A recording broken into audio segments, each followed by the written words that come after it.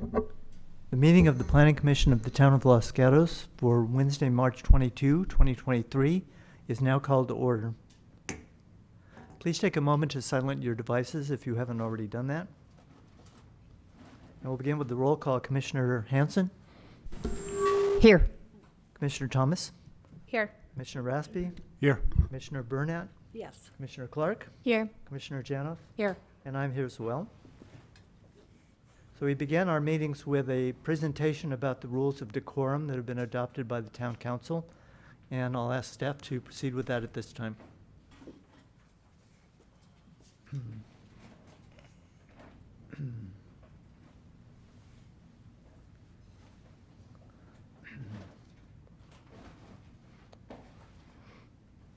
The public is welcome to participate in the meetings, understanding that the purpose of the meeting is to conduct the important business of the town in an efficient and effective manner. For the benefit of the entire community, the town of Los Gatos asks that all speakers follow the town's meeting guidelines by treating everyone with respect and dignity. This is done by following meeting guidelines set forth in state law, in the town code, and on the cover sheet of the agenda. The town embraces diversity and strongly condemns hate speech and offensive hateful language or racial intolerance of any kind at board, commission, or committee meetings. Town council and staff are well aware of the public's right to disagree with their professional opinion on various town issues. However, antisocial behavior, slander, hatred, and bigotry statements are completely unacceptable and will not be tolerated in any way, shape, or form at board, commission, or committee meetings. All public comments at the board, commission, or committee meeting must pertain to items within the subject matter jurisdiction of the town and shall not contain slanderous statements, hatred, and bigotry against non-public officials. The town will go through the following steps if a disturbance results from a member of the public not following these rules. If participating remotely, town staff may mute the individual with an explanation for the record of why muting occurred consistent with this policy. If participating in person, the chair may call a recess for violation of this policy, resulting in the immediate cessation of the audio and video recording and the commissioners exiting the chamber or meeting room. Staff will determine if the individual should be removed or if all members of the public should leave, depending on the extent of the disturbance. In the event that all public members exit, only the press would be allowed back in the meeting. Once the individual or individuals leave, the commissioners would return to the chamber or meeting room and the chair would resume the meeting. Persons disrupting a board, commission, or committee meeting may be cited for violation of the California Penal Code, Section 403. Okay, thank you for that. And we'll next move on to the Pledge of Allegiance. And I'll ask Commissioner Clark to lead us at this meeting. Thank you. I pledge allegiance to the flag of the United States of America and to the republic for which it stands, one nation, under God, indivisible, with liberty and justice for all. Thank you. And now I have a few preliminary remarks to share with you based on our Town Council's policy applicable to the Planning Commission. First, during tonight's meeting, any person who desires to speak must first be recognized by the chair. Secondly, all participants must speak only from the mic, which is in front of you, or when called on in the Zoom portion of the meeting. All public comments shall be directed to the commission as a body and not to the audience. That's necessary because we're recording the meeting. And no person other than the commissioners, staff, and the person having the floor shall be permitted to enter into the discussion. All members of the applicant or appellant's team shall be heard as a group within the stated time. However, questions that may be presented to the commission and our responses do not count against that time. No member of the public is allowed to speak a second time on an item. And to assure the opportunity for all those desiring to speak before the commission, there's no yielding of time to another speaker. So with that, We'll move on to public participation on the agenda. As the Planning Commission conducts the meeting this evening, we encourage active participation by the public, which is essential to our democracy and critical to the work of the Planning Commission. Public input is very much welcome, and comments are always carefully considered. The public's participation can occur in several ways. First, in advance of the meeting, comments from the public may be submitted to staff for presentation and consideration at the meeting. During the verbal communications, an individual may speak on a topic that is not on the agenda for tonight's meeting, and during the public hearing, any member of the public may speak on that item. If you wish to address the commission tonight during either the verbal communications portion or on a specific item that we consider, please raise your hand in the Zoom app, or for those here in person, complete a speaker card located in the back of the bench before you, and fill that out and return it to a member of the staff. When you speak, I ask you to come to the microphone, adjust it as necessary, and speak directly into it. State your name and address if you would, or if you wish to speak anonymously, that's permitted as well. So you'll see the timer in front of you. You have 3 minutes to speak, and that'll be controlled by our staff. So we'll begin the verbal communications portion of our meeting, during which members are invited to speak on any subject that is not on the agenda for tonight's meeting. And staff will announce when your 3-minute time limit up, plus you'll see that before you. So, Mr. Paulson, do we have any members of the public who wish to speak through Zoom or here on a matter that's not on the agenda? Thank you, Chair. No, there are no hands raised for verbal communications at this point. Thank you. So we'll now move on to the consent calendar for tonight, which is the approval of the minutes of our meeting of March 8th, 2023. Before the Planning Commission acts on a consent item, any member of the commission may request that it be removed from the agenda. Are there any requests tonight? Okay, seeing none, is there a motion to approve the consent calendar? Commissioner Respi? Thank you, Chair. I'll move to approve the draft minutes of the March 8, 2023 Planning Commission meeting as presented. Thank you, and a second? I'll second that. Oh, Commissioner Burnett, okay. Thank you. So it's been moved and seconded. Is there any discussion? If not, I'll call the question and ask commissioners to raise their hand if they approve the motion. There you go. And it's unanimous, so we'll move on to other business. Item 2, we've been asked to provide input on the draft Justice, Equity, Diversity, and Inclusion Plan. The staff report at pages 15 through 17 includes a memo from our town manager, Laurel Prevetti, dated March 17th, which explains the background on the item. Are there any disclosures on this item? Seeing none, is there a presentation by staff on this item? Yes, thank you. Good evening, Chair and Commissioners. I am Holly Young, the analyst in the Town Manager's office, and Town Manager Laurel Prevetti and I will be available tonight to support you on this discussion. The item before you is regarding the development of a Town Justice, Equity, Diversity, and Inclusion Plan, or JEDI Plan. Last year, the Council directed the town to work with a JEDI consultant, and we partnered with American Leadership Forum, or ALF, for that work. They conducted a series of meetings with various stakeholders in the community, and they put together a discovery report, which can be found as Exhibit 1 to your report. The report included 6 recommendations: collaborative ongoing engagement, developing safe spaces, building capacity for the work, connecting the work to the vibrancy of the town economy, intentionally engaging school districts and youth, and continuing to provide for affordable housing. Following the receipt of the report, the Council supported putting together a cohesive, overarching JEDI plan with long and short-term goals, timelines, and metrics. The overall goal is really to co-create with the community an actionable plan for how Los Gatos can be a more inclusive place. The town's continuing to work with ALF on this phase of the work. The second exhibit contains the recommendations from the discovery report as well as other related items the town is working on. Some updates to these items are provided. Some we're still in the process of examining, and there's still much work to do.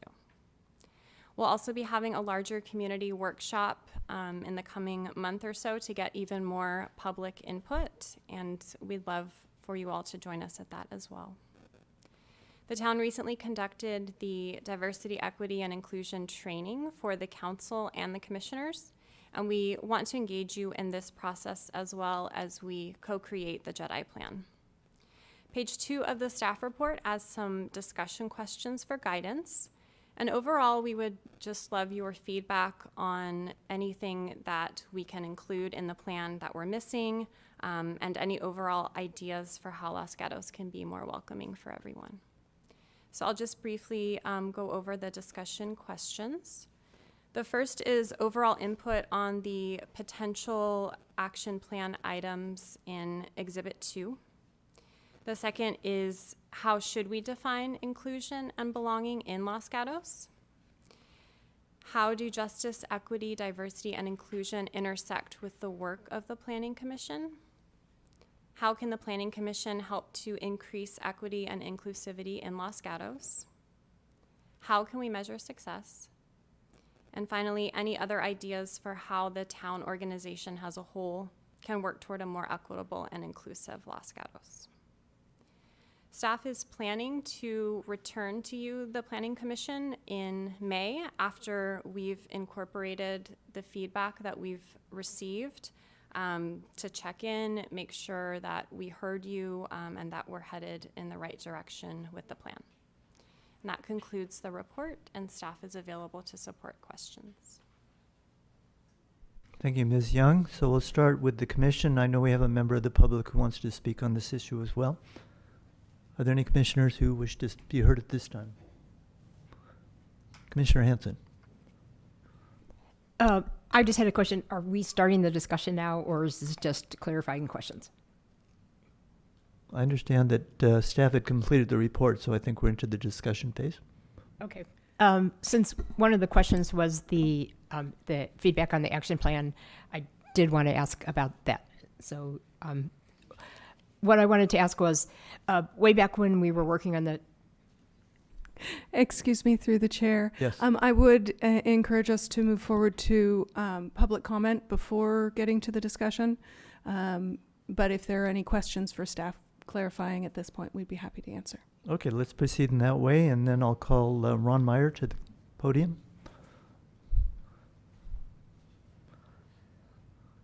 Mr. Meyer, just state your name and address if you would. Pardon me? Oh, please state your name and address if you would. Ronald Meyer, 122 Jamie Court, Los Gatos, 95032. Thank you. I've been a resident of Los Gatos since 1988. And to be honest with you, I don't know what the problem is that you're trying to solve. What is DEI going to do for the citizens of Los Gatos? The whole assumption and presumption is that we have a problem. What is the problem? And quantify and qualify it for us. Because I see a lot of aspirational, utopian, socialist ideas in this plan that are, one, going to be how you're going to execute, what are going to be the KPIs and metrics, and what are going to be the benefits to all the citizens of Los Gatos. I see a lot of wasteful effort. How many staff hours are going to be devoted to training and whatever plan you decide to execute that are going to take away from the delivery of services, rightful services, paid for by the citizens of Los Gatos that aren't going to be gotten because of these additional hours? What are going to be the total number of staff hours times their annual or hourly wages that are going to cost in addition to the training dollars that are going to have to be expended to do the training? I have specific questions that I've asked at the town council meeting. Again, what problem does the DEI training solve? And it presumes, in reading this report that's in the agenda packet, that we have a problem. Tell me, qualify and quantify it, because I don't see it. I've lived here since '88. Los Gatos has always been a great town with great activities, community center, all kinds of civic organizations, and also Catholic Church, St. Mary's, and all the organizations affiliated with that. I'm a member and a parishioner of St. Mary's. I have never seen any real problems. The first problem I saw was over a year ago when a bunch of Black Lives Matter people paraded downtown Los Gatos and created havoc at the behest of the former mayor. That is a problem. They're run by a bunch of communists, and they've extorted millions of dollars out of businesses and civic groups, and have shown me one Black Lives Matter that has benefited from all that money. So this is all a bunch of socialist, communist farce, as far as I'm concerned, and I, as a citizen, will resist this to the utmost. Thank you for your comments, Mr. Meyer. Before you go, I'd like to ask any commissioners if they would like to ask questions of you. Not seeing any. Thank you again. I'd like some answers. Okay, now we'll move on to commissioner comments, and I interrupted Commissioner Hanson. Thank you. When we were working on the general plan, at one point we were formulating the very beginnings of the plan, and we had some of the issues that arose during the pandemic, and we ended up having a special meeting where we invited people to participate to talk about any issues that they had that related to racial injustice. And during that meeting, it was really heartbreaking. People talked about walking down the streets in Los Gatos because there was a lot of outdoor dining at the time, and people telling them to go home. And they weren't even Black people; they were Middle Eastern. And I particularly thought it was really heartbreaking, and I think a number of members of the General Plan Committee at the time did as well. And we also heard testimony about people being bullied at Los Gatos High School for their race or their sexual preference or whatever the case might be. So that was when we had started doing the racial, social, and environmental justice element, and it was voted on, I believe, unanimously by the General Plan Committee to do that at the time. So now that we've moved into the implementation phase of trying to do something about it, I was really glad to see this plan. A question I had, though, was in the area of the safe spaces. I understand some of the actions that are happening with and that have been happening with town meetings to make them more inclusive and safe for people to attend. However, the problem that I brought up that we heard testimony about, I'm wondering, is there something we can do about that? Because that's something that pertains to everybody in the town of Los Gatos. They're trying to go out to eat, go shopping downtown, and then someone tells them they're not welcome here, even though they live here. So I would hope that we could do more with develop safe spaces. So that's my feedback. Go back here. Thank you for that. Other commissioners who wish to comment?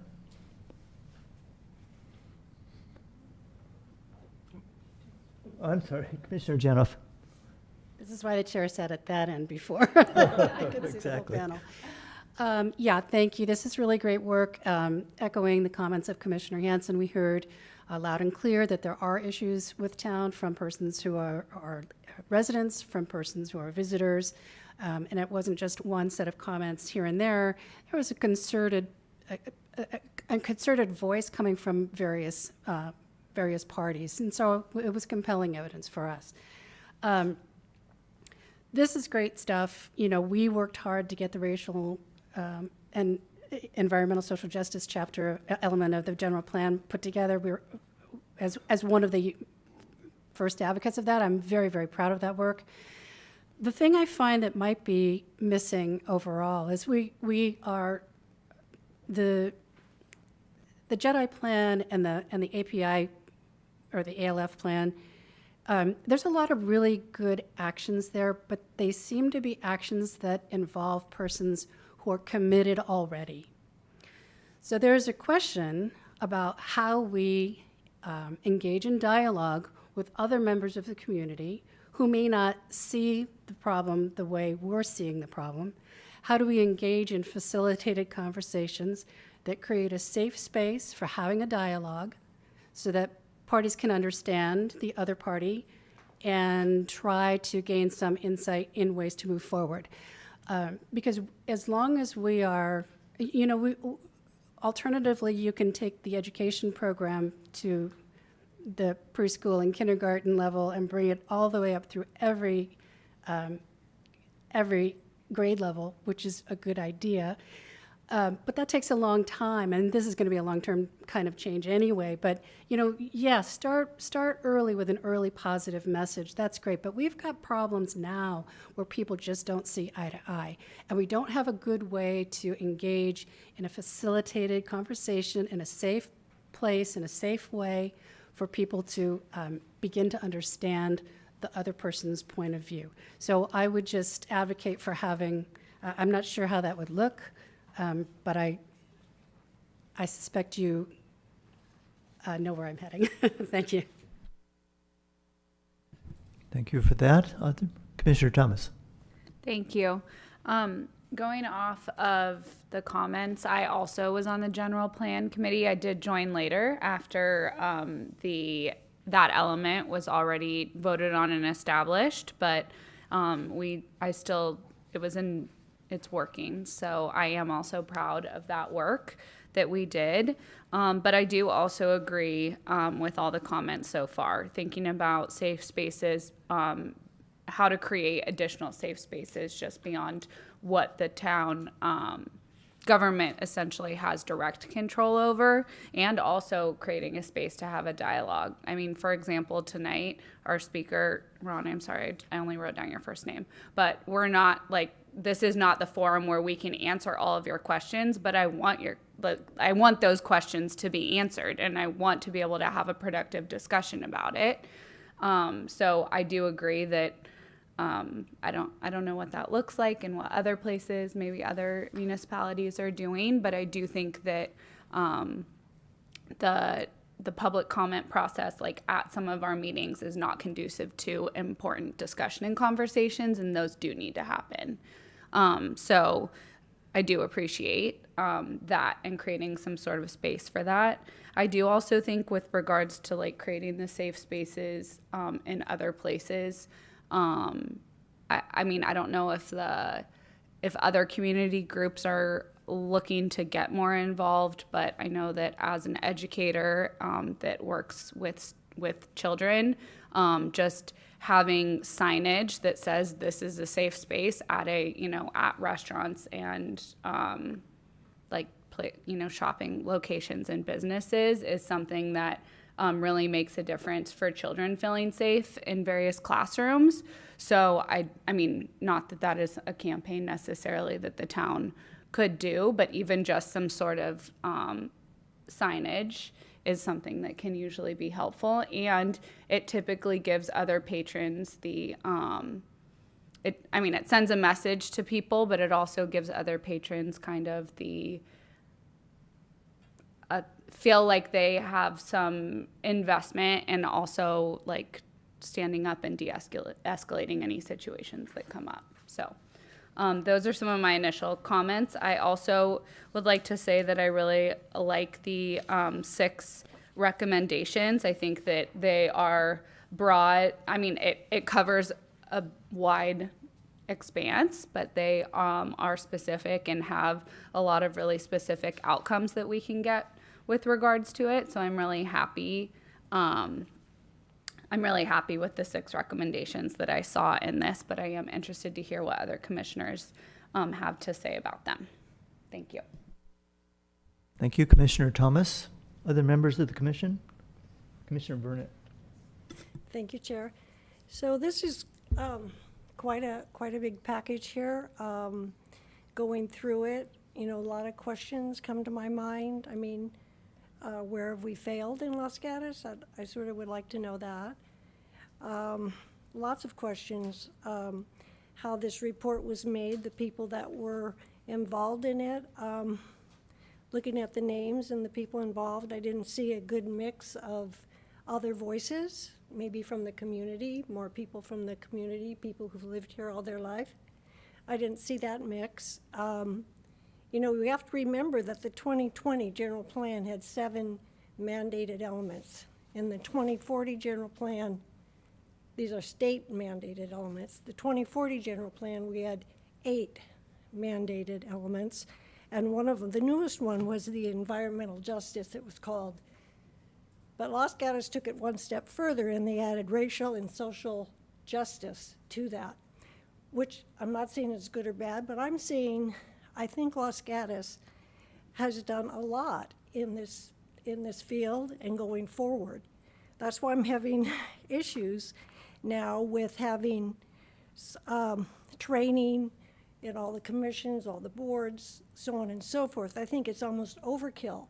I think we first need to use and follow through with what Los Gatos has already started to institute. I mean, if you go to the general plan, the element, I mean, it talks about racial social justice,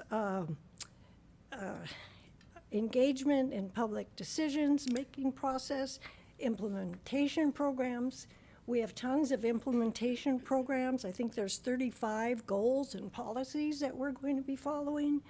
And then we also have 14 implementation programs themselves. I mean, we're already making so many strides in this direction that I'm wondering, and I know DEI is definitely one of the implementation parts, and I understand that.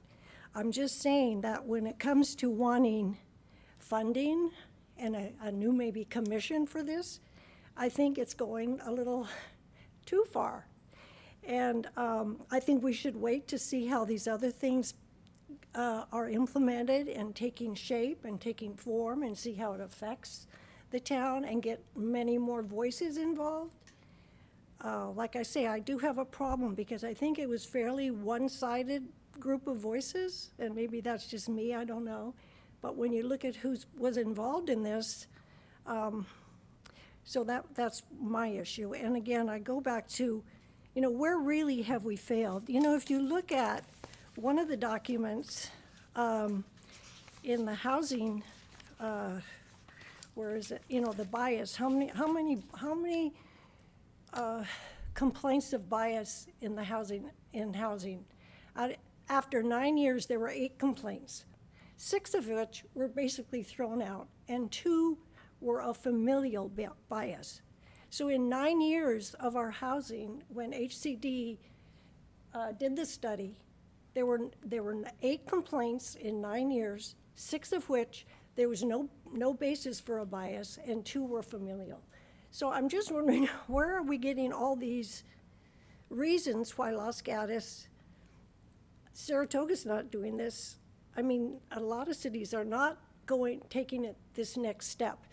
And, I'll calm down here, but I mean, I think I've gotten my point across. I think this is, I think we can do a lot of things. I think Los Gatos is trying in a lot of ways. Our housing element, our general plan, all the things we're addressing, our implementation programs, but to form a commission, to start funding, I mean, I think that's going a little bit in the wrong direction.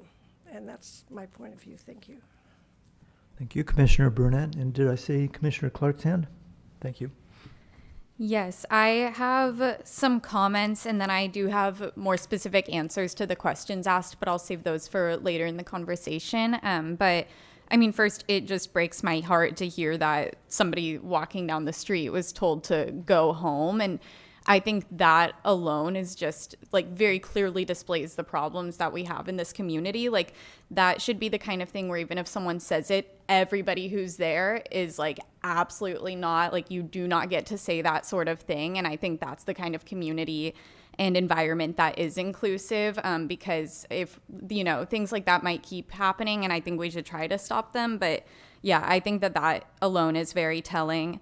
I think that the conversation about a safe space is very important and very nuanced, because I think we need to make sure that the town has safe spaces for people who haven't traditionally been included or felt welcome in the town. And then I also agree with what some of my fellow commissioners have said, that we need to create a safe space for people who maybe are not really on board with this effort yet, like a space where people can speak without getting kind of pushed back on right away, just like starting at a very base level. And I think for that, you know, we would need people there who wouldn't be hurt by things that might be racist that would be said, but that like we have to have a space for that dialogue as well. So I'm not sure exactly what that would look like, but I think that if we're going to actually try to include the whole community, we would want to look at something like that. I don't think that overkill is possible given the point where we are, honestly, and I don't think that we are going too far at all. We need to invest in this. We have to put our money where our mouth is, in my opinion. And so we could sit here and talk about it, but unless we're actually investing in it, then I don't think that we're really actually committing to anything. And then just some specific comments on the report. I think that working with the chamber would be really important, because businesses do have the opportunity to promote inclusion. I think that's a really good idea. And then also for a public facing campaign, like the chamber was a leader with Listen, Learn, Change, Grow. And I kind of assume that a public facing campaign might be a version 2.0 of that or something. And I want to think more about how we can collaborate with school boards and districts, because I know we co-signed the social norms effort, but I think that we could go further with that. I think that first, like we have very real problems at the high school and other schools that need to be solved, and the town doesn't necessarily have jurisdiction over that, but we need to work with the school districts in order to do something in that area. And also that students and youth are a really powerful force that we can tap into as we're trying to make our town a more inclusive place. And last, I just wanted to say for the recommendation to form a facilitated community working group, I do think that we should form an official JEDI committee. So kind of like just add it to the committees and commissions that we have. I think that would be a really important and good thing to do. Thank you for those comments. And Commissioner Janoff again. Thank you. Yes, I concur with comments of Commissioner Clark. And I wanted to make a mention about the notion of a commission. We said early on, very early on, that a lot of this talk wasn't going to go anywhere unless it had some structure around the conversation to be able to continue to talk and to continue to carry it forward through time. So I'm very much in favor of a commission, a board, or whatever it might be, not being a short-term, just for this project kind of commission, but one that carries forward without a sunset, would be my recommendation. And I think we don't, I don't see the problem personally, but I know it's there. I mean, I'm white. I don't get told to go out and to leave town. So, you know, I just because I don't see it doesn't mean that it's not there for me. I know personally from my own family's experience that my family members who aren't white don't feel comfortable in Los Gatos. So I know that there's a problem, and I know that there's meaningful ways we can go about solving or working on it. Another thing I'd like to suggest is we talk about in the plan ways to go forward and using art. You know, maybe it's NUMU or the Arts Commission or other mechanisms to use art as a way of engaging the public and dialoguing. I think an area that we should tap into, and I think the museum may have the resources to help with this, is the history of the town. So we have history of racial discrimination. We have history of lynchings off the Main Street Bridge. We have history of deed covenants that are restrictive. And I've shared this before, but the property that I own has such a covenant in it where it specifically prohibits persons of other race or color from owning the property that I live in. That covenant was written after it was determined to be illegal by the Supreme Court of America by 10 years. So that's a history that we have throughout town. Those are two examples. There are many others. But we also have a rich history of the town being inclusive. Look at all of the work that was done to build Los Gatos. There's so many trades and skills that came in to build. And even after the war, there's a huge GI influx after the early 1940s to build this town. It was an inclusive place to be in a lot of different dimensions. And I think if we look back at our history in some form, we'll have a broader understanding of what it has been, what areas it's gone wrong with, and how we can learn from that as we move forward. Thank you for those comments. Commissioner Raspy next. Thank you, Chair. I'd like to, first of all, join in the comments of my fellow commissioners. I find this an important and useful discussion. And like other fellow commissioners, again, I'm not exposed to this on a daily basis, or if I am, I don't see it. But that, again, doesn't mean it doesn't exist. And so I think it's useful for all of us to air the questions and to hopefully have answers. I hope that all our questions are answered, because I think they deserve answers. And so, again, I think the process is important, and I'm glad we're going through it. It's going to be painful. It's going to be uncomfortable for some of us, but let's do it. And I think at the end, we'll come out to be a better community.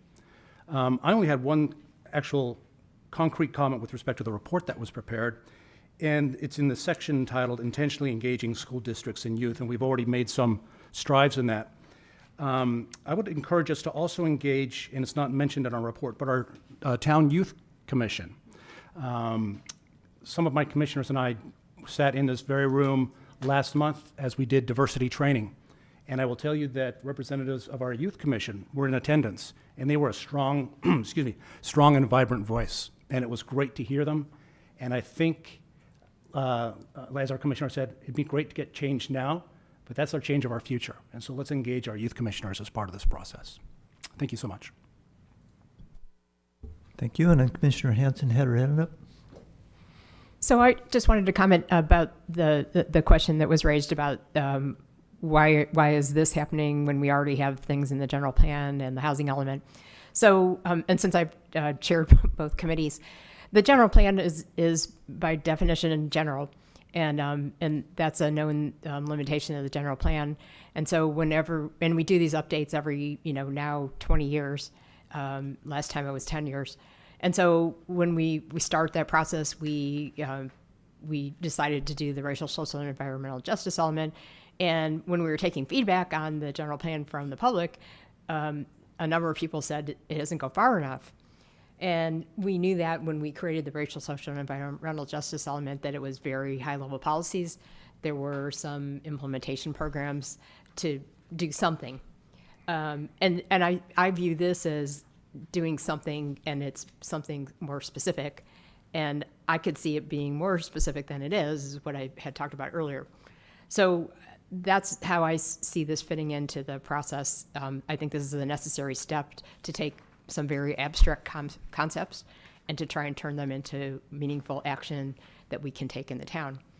And I think we've had some good feedback about why we're doing this. And I don't think a lot of people were aware of the things that we heard at the General Plan Committee. And then it was followed up also by our town council and our town manager doing some Zoom sessions during the pandemic to collect further input. So while it may not be affecting everyone in town, it certainly is a problem that we recognize.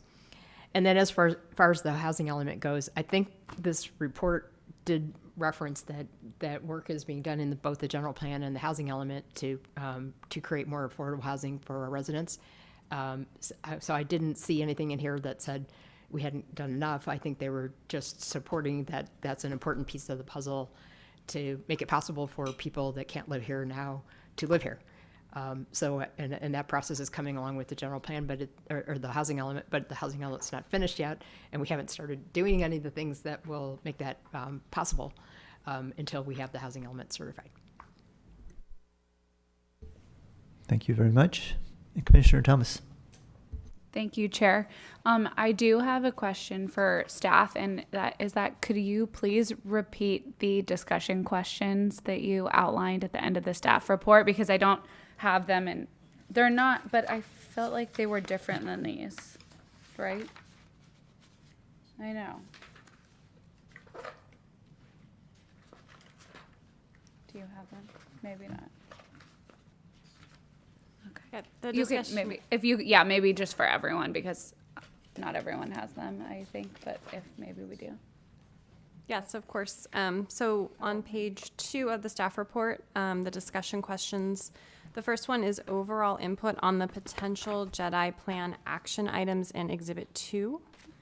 Second one is how should we define inclusion and belonging in Los Gatos? Okay.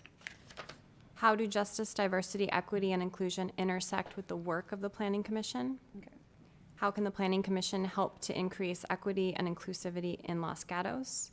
How can we measure success? And then overall, any other ideas for how the town government can work toward a more equitable and inclusive Los Gatos? Okay, thank you. Can I comment now?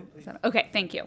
I just want to say that I also, I was on the very first youth commission in Los Gatos, which I know that I've mentioned to people multiple times, but I am very proud of it because I have been a lifelong resident of town, and so being on the first youth commission was really fun and special, and it's, exciting as an adult, and I've spoken in front of the youth commission and met and know many of those students on it, and I think that a lot of them are very passionate. They were very excited and passionate about the social justice, social, environmental, and racial justice element of the general plan. So I think it's a great idea to let them take the lead because they honestly have the most at stake in this community, more than any of us, because they're the future of the town, right? They're going to be up here on the planning commission someday, and if they're going to live here in the future, it needs to be a place that they want to live in. So I really do think that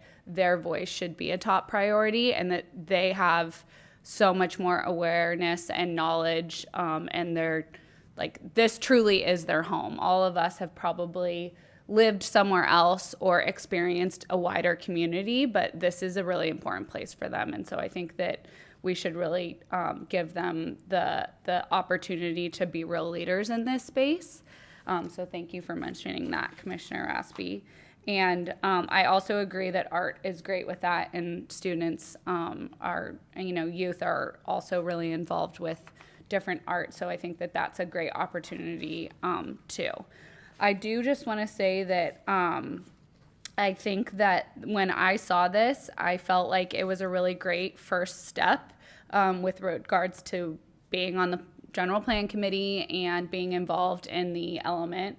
I do think that, when I saw this was coming up on our agenda, I thought, great, we're starting some of these implementation programs that we, kept adding at the end, that we were like, oh, we're creating so much work for town and everything. But for all the elements, there are so many implementation programs that are, I know, a lot of work for you guys, but so incredibly important. And so I was really excited to see this as a first step, because I think that this some of these recommendations are going to offload a lot of the work from just staff pulling the weight and putting the brunt of that work on community members and commissions that are here ultimately as volunteers and wanting to make the town a better place. So I do really believe that I'm happy with a lot of the recommendations that were in here, because I think that we can't just sit here and tell the staff, it's everyone's job to get this stuff done, especially this specific work. And we can't just say, hey, town staff, we want you to get this done. This is something that all the commissions have to own. So I do think that a lot of these recommendations allow for that. So I really do appreciate that. And I think that we can, one thing about I know that we already reevaluated the planning commission application process, but I do think that continuing to like look at that, I don't know, on a annual or every other year basis, not just with our commission, but all the committees, to allow for more equity and inclusivity. I always talk about this with my students, but it's like, who are the type of people that can come and show up right now on a Wednesday night and speak? If you're a single mom and you have kids at home, or a single dad and you have kids at home, like, this is bed and dinner time, and then you're only alone time perhaps the whole day if you're a full-time parent and working. So I think that continuing to discover other ways and other forums for voices to be heard and input to be had. And I mean, like, also our packets are ginormous and we're volunteers, and so we're here and happy to read them, but distilling some information down and distributing it out, continuing to do that. I know that town staff is really doing that. I think can really improve access and inclusivity of various people that live in town. And another thing is, I know that we talked about this a lot when we were working on the general plan also, but just that there's a lot of people that live here and they're residents and they pay taxes, and that's really important. But we also have a lot of people that work here who are really important members of our community. And so continuing to engage with the Chamber of Commerce as a way to work with creating more inclusivity and raising those voices, because we want people that work in town to like take some ownership also of the responsibilities of this, and or feel like this is a space that they can spend time with their loved ones and their family and friends when they're not actively working. And I think that that is not necessarily the case right now. I think there are a lot of people that commute to work in Los Gatos and they don't necessarily feel like it's a space for them outside of their job. So those are a couple of my comments to try and like really improve access and inclusivity at the board, committee, and commission level. And I think that I would also be in sorry, I have a list of things. I apologize. I'll be done in a moment. But another thing is really looking at, and I know this might be not feasible for town staff to do, but like looking at as we come back to in-person meetings, like the number and type of people that engage, because when it was on Zoom, like, was it more accessible for people when we were all on Zoom? I know that people can still log in. We've only been back for 2 meetings, so who knows yet? But what is that difference? Is it like people are like, oh, planning commission meetings are in person again. They're not as aware or not as comfortable now showing up on Zoom, and just looking at the different individuals that are physically able to come down here and participate. Not just at our meetings, but all of them. So I would be interested to see some of that data. And I think that for us, really specifically, that our work really is connected to justice, diversity, equity, and inclusion, because we all come with assumptions. I actually just did a activity today with my students for them to find their like physical blind spots. But it's a way that you can teach people about how our brain works. You know, I'm a science teacher, so that's something that's important to me. But it's really finding your physical blind spot is really interesting, because basically your brain just fills in the blank. So you can look at something, and if you stare at like this dot and there's a cross on this side and you move it in and out, all of a sudden the cross will disappear. And that's because you have a blind spot where your optic nerve is, and your brain does a really good job of like filling in the blank. And we do that not just with like everything that we see, but also with making assumptions about everything in the world. And thank God we do, because if we didn't, we would be helplessly wandering this planet. Like, it helps us be able to make decisions very quickly and effectively and not be overwhelmed by having to like process so much information at once. But I do think that we can make assumptions about people, and it was sometimes really nice on Zoom to not have to see anyone before. Like, I didn't have to look at a person and think about how old are you, you know, what I didn't even know sometimes, obviously, like what gender or identity the person had. And I think that that was really like refreshing. I didn't have to think, oh, my bias is coming into play. And when we're back in person, that's a really different experience for all of us. So I do think that this work is really important, not just to our commission, but I do think that that is valuable for all the commissions, and because we do make assumptions about people, and that's fine. But sometimes we just need to make sure that our assumptions aren't influencing our decisions, and we remain impartial in a way that we're interpreting the general plan, we're interpreting our whatever's in front of us, essentially. So at the end of the day, I think that it's really hard to measure success in this area, and I think that a working group should be who ends up defining inclusion and belonging in Los Gatos. And I think that I'm assuming that those are two of the main questions that will be brought up at the community discussion engagement meeting. But I am also curious to know kind of if there's any other major questions that people are interested in having be discussed at that community meeting. So thank you. Thank you, Commissioner Thomas. Commissioner Burnett. Thank you, Chair. And I welcome all the voices that we're hearing tonight. And I think it's a good discussion. And I think we need to have it. And I think we need to hear all voices.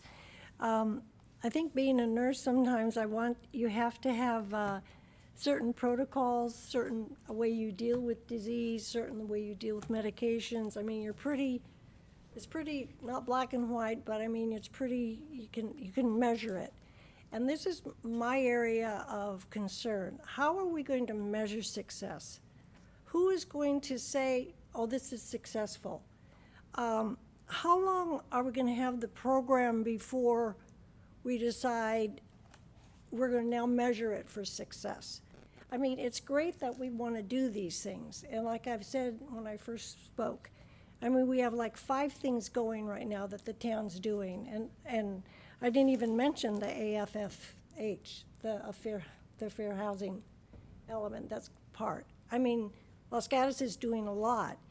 And I hear what we're saying. I hear that maybe I haven't had issues in my life. I've lived in Los Gatos all my life. I know my daughter went to Berkeley and she was in civil engineering, and she was the one blonde, blue-eyed girl there out of all the Asians, and it was a real interesting dynamic. So back to my issue is how are we measuring it? Who's going to say a success? Right now, when you apply for boards or commissions or whatever in the town of Los Gatos, you fill an application out. It's very clear. I think it's very comprehensive. I don't see it as prejudicial or eliminating certain people. So again, life isn't always fair. And I think as a town, and this is what I keep getting back to, I think our town is really trying hard. And I think because I've been in Los Gatos all my life, I'm very protective of how it's been described and described in the general plan. And so that's sort of become offensive to me, and maybe that's where I'm coming from a little bit, that we're trying. And I agree with what people have said tonight. But again, who's going to say it's going to be successful? Who's going to put, well, this is success and that's not success? It's difficult, and that's why I think we should go slow. I think we shouldn't try to accomplish everything at once. I mean, I think we're going at a pretty good pace right now, and we have to let things sort of settle and take form. Those are my feelings. Thank you. Thank you. And Commissioner Janoff, and then Commissioner Clark. And then Commissioner Henson. Thank you. Regarding measures are hard. They really are. You just have to think about it. You've got to get the input from persons who can define what our key performance measures might be. And this is where the commission comes in, and this is where the feedback from residents and visitors and employees in town come from. So I think we can measure different things. We can, and the town has the ability to survey and provide and get input in that way. You can have the Chamber of Commerce survey the business owners and talk about the mix of employees they have, and there's a lot of data that you can gather. Whether or not it's success is another question, but you've got to have measurements in place, not necessarily to measure success, but is it moving? Are we moving the needle in a direction that we want it to go? And it's never, in my mind, this kind of a thing never has an endpoint. So there isn't a time when you say, we're done, it's success, because you've got the dynamic of a population and people coming and going. So this is not I think asking for a measurement of success may not be what is most useful. But measuring whether there's change, you can count people, you can count persons of color, and you can do basic things. And so looking for ways that we can measure the things that are determined to be important can be done. You just have to think about it critically, but it should be done. Okay, and then Commissioner Clark. Thank you. I have a few points on the discussion, and then I jotted down some thoughts on the questions that were proposed, and so I'll also address that. But I just want to say I could not agree more that just because we up here or like anyone really doesn't see the problem doesn't mean that it's not there. Like, of course, some of us aren't experiencing it, and that's kind of the point, I think. And so I think it's really important to just respect what we're hearing from other people who are saying that there's a problem and that they're experiencing it, because that's all that we should need to know. I like the idea a lot to tap into the history of the town. It's something that the more I learn about it, it really does provide important context for where we are today. And I think it's important to not forget it. I love the idea of engaging the Youth Commission. I couldn't agree more. I think they're exactly the people who should be doing this work or leading it. The youth, they really are the future, and they're really, really impressive people. I also definitely want to emphasize that this is not just about the people who currently live in Los Gatos. Like, a lot of this is about the people who work here. For example, people who are too scared right now to come into the town, people who want to live here but can't afford to, like all of those sorts of things. And I still, though, do believe that this benefits every single citizen. Like, I went to a high school where there were very, very few non-white students, and I honestly feel like it led to a worse education and experience for me. I think that exposure to people who are different from you is really important and a really cool thing to have as a kid, and I wish that I'd been able to have it earlier than when I was able to start being exposed. A point that I wanted to make from the report is just that affordable housing. I just wanted to say, I think that it's pretty straightforward, which is why it had just not that much room in the report. But I wanted to emphasize that just because it doesn't have like as long of a paragraph or as many points, that it's not any less important. I think that really is one of the biggest and most tangible ways that we can start to make progress on this. So I just want to call that out. And so some thoughts on how we define inclusion and belonging. I think for inclusion, valuing and making space for everyone's opinion and experiences, and then making sure that people feel safe to be themselves and to be their whole selves without fear of retaliation or discrimination. So that includes like race, ethnicity, gender identity, all those sorts of things. And for belonging, I think belonging is a result of inclusion efforts, in that this means that people see themselves represented in the businesses, in the media, in other residents of the town, in their representatives, and all those sorts of things. I think that belonging is about the culture of the town, and also that belonging is about everyone feeling like they're part of something bigger. So not as tangible and harder to define and to accomplish, but to me, that is how, those are some of the ways that I would define it. And in terms of how the JEDI intersects with the work of the Planning Commission, I think recruitment of members, that was brought up, but that is one way that the Planning Commission itself can intersect with that work, and that we can, something that our commission can do. I think affordable housing is kind of one of the more obvious ways that this work might intersect with the Planning Commission, because a lot of the other stuff they aren't things that we would normally be talking about in a meeting. And also the trainings, I think, are really important. And I think it's really, really important to make sure that commissioners and elected representatives are trained and informed, because prejudice, like we want to make sure that we're checking any prejudice we have at the door, learning how to identify prejudice. I think that was a really good point about coming back in person and thinking about that. These are my first in-person Planning Commission meetings. And so I think that's something that's really key to think about. And I'm glad that people brought up how we can measure success, because I was just going to kind of say, I don't know, but I think that it's really important to talk about it. And the one thing I'll say on that is that I think part of success is trying. And so I think as long as we're trying, we are having some form of success. So it's really good. I think it's so cool that we're having this conversation, and I'm so happy to see these things moving forward. Yeah, those are my thoughts. Thank you. And thank you. And Commissioner Hanson, please. So I was just going to add on about some of the questions that were asked. And I thought it was a good question to bring up about the defining inclusion and belonging.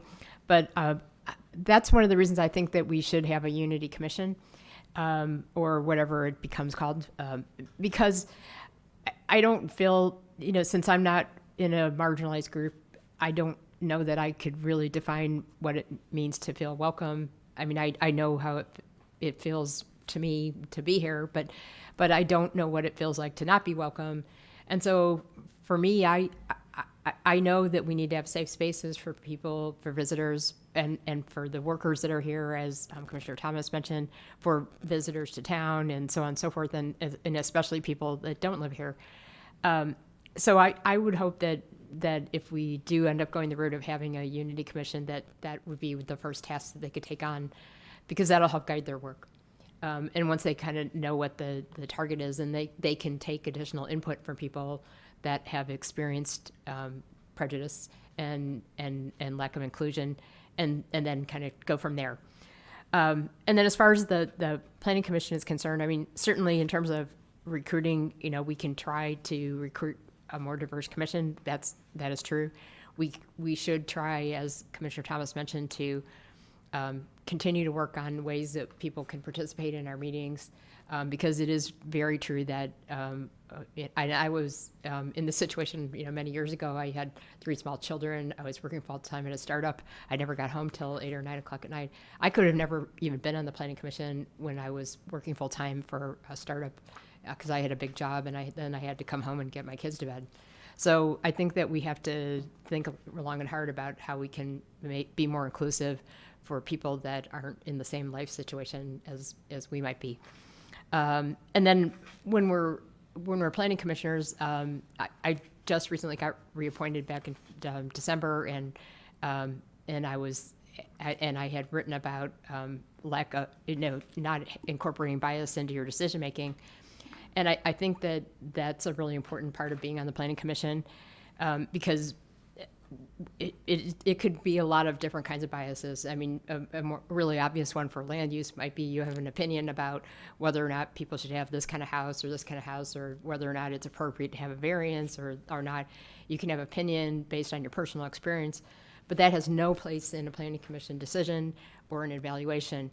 We're given the code, which is the law of our town, and our general plan, and we should be looking at that and hearing the evidence and whether or not it complies with the code of our town.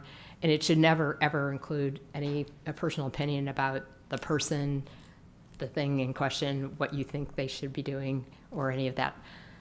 So that's how I see the intersection of the PC. And then as far as this measuring success, I love Commissioner Janoff's suggestion of surveying people. I think it will be a moving target, but if we are surveying people like we just did the runner survey for the housing element, if we're surveying people that are not feeling included, there probably should be some way to measure that they had moved the needle. There'd be less people saying, I didn't feel included. And there's a number of different organizations that could do that. So I think this is a great start, and I'm again, really happy to see this, because I think we're starting to get to the point where we can actually be moving that needle. Thank you, Commissioner Hanson. Commissioner Thomas. Thank you, Chair. I do just want to say the surveying I also support. I do think that there is a lot of social science research out there just about how to survey people and classifying survey responses, whether they're open-ended or on a sliding scale. And none of us up here are experts on it. And that qualitative data analysis is hard. I tried it for my master's program because I was like, the quantitative stuff's easy. You just put it into a computer program and run the model and you got it, right? It does all the thinking for you. But qualitative data analysis is hard. And so I do think that it would be a big ask, but I think that it would be an important one to, work with some consultants on that, with the development of surveys and the implementation of them. My other suggestion is that the town, I know that I've been getting all of the alerts, like I got an alert today about a mountain lion in town. And so maybe having the opportunity for reminders about certain meetings come through as texts. I mean, I know that we post them on social media, and I see them on Nextdoor, and there's other locations, and obviously the town website, but sometimes getting that like notification via text, like, hey, the planning commission meeting's starting, here's the agenda, here's how you log on to Zoom, call in if you want to say anything, or not just our meetings, but in general, like some of that might be helpful and accessible to improve access for people. I do want to make some comments about the chair's comments that he submitted, because I do think that it is really important to include some specific definitions and stuff like this. And I agree that taking from a code that is already applicable at the state level or the national level, et cetera, is appropriate. Like, we're not going to make up our own definitions of everything here. So I do like this suggestion, and I do think that this is appropriate, but I am curious to hear if town staff had any other suggestions of specific codes that we should be like pulling definitions from, or maybe the other lawyers on the someone else that knows something about the law on the commission. So I am kind of interested to hear what other people think about this, but I did want to say thank you, Chair, for sharing that, because I think that this was comprehensive.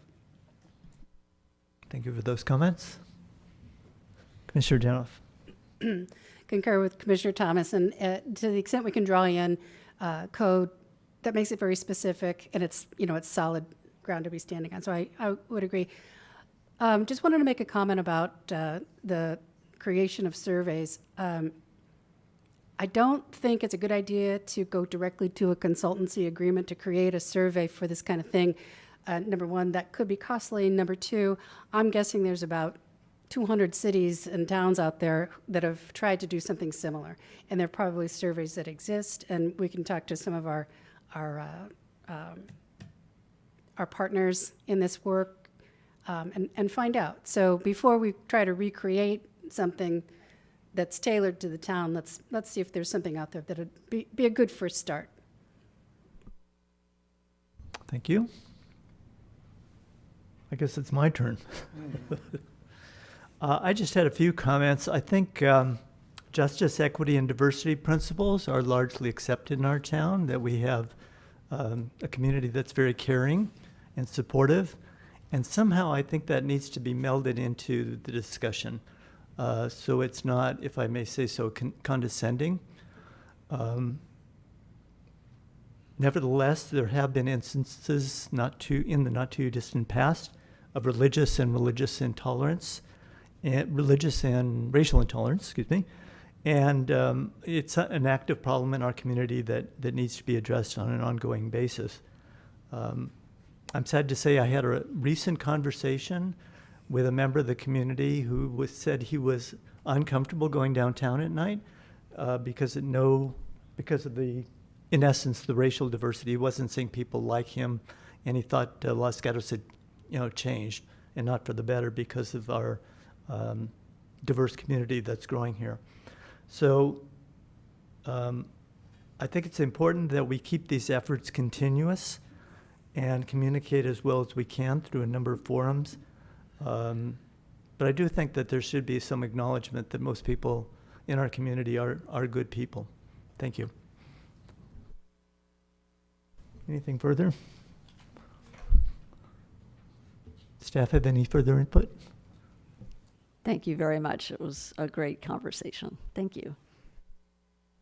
Good. And I thank my fellow commissioners for their thoughtful comments.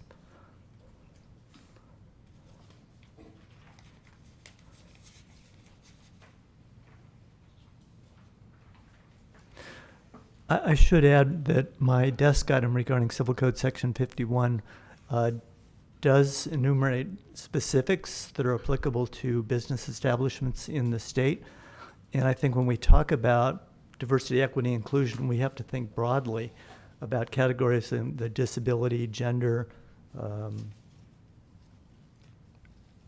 marital status, sexual orientation, for example, and that's important for us to keep in mind. I don't have a place to suggest that that specifically belongs. It could be in an appendix. I think a reference to it on the front page or something with an asterisk, however you want to do it. I think it needs to be melded in there. Okay, so we'll now move on to item 3. Okay, Commissioner Thomas. Thank you. I just wanted to add one more comment. It didn't come up, but with regards to the police reforms, because I think that our police department, I know, is really, really strapped for, they're always trying to hire new people, essentially. They're very understaffed, and they respond to so many different calls, and they don't always have all of the resources that they need to respond to them. So I really do appreciate, I know that like police reforms, that seems really scary. And what does that look like here in town? But looking at the ongoing, like just making sure that they have the resources, especially when they're responding to like mental health crises calls, because I know a number of police officers that work in town, and the number of calls that they respond to for youth and adults that are really struggling with their mental health is astonishing. And and they don't always have the resources that they need to respond to those situations in a way that like they're being put in situations without all of the resources that they need. And so I think that is just like really important to make sure that we're continuing to look at the resources that are provided and connecting with the county behavioral health services, which is also significantly, I know, underfunded and difficult to get resources through. And I know that that's a really big barrier for our police department to just serve the community and be doing more opportunities with public safety, with engaging with the community, because they're tied up in dealing with a lot of mental health problems. So I don't have a solution for that, but I do really appreciate that is part of this, because I do think that that especially with youth during the pandemic, mental health crises have skyrocketed. And I know that those services aren't always necessarily available to everyone in town. Even if you have a lot of resources, there's just not beds available for people. So I know that the town can't do much about it, but I do really appreciate that that's a focus. And I think that needs to be continued to look at. So thank you. Thank you. And the floor is still open for item 2. We're all set? Okay, then we'll move on to item 3 on our agenda.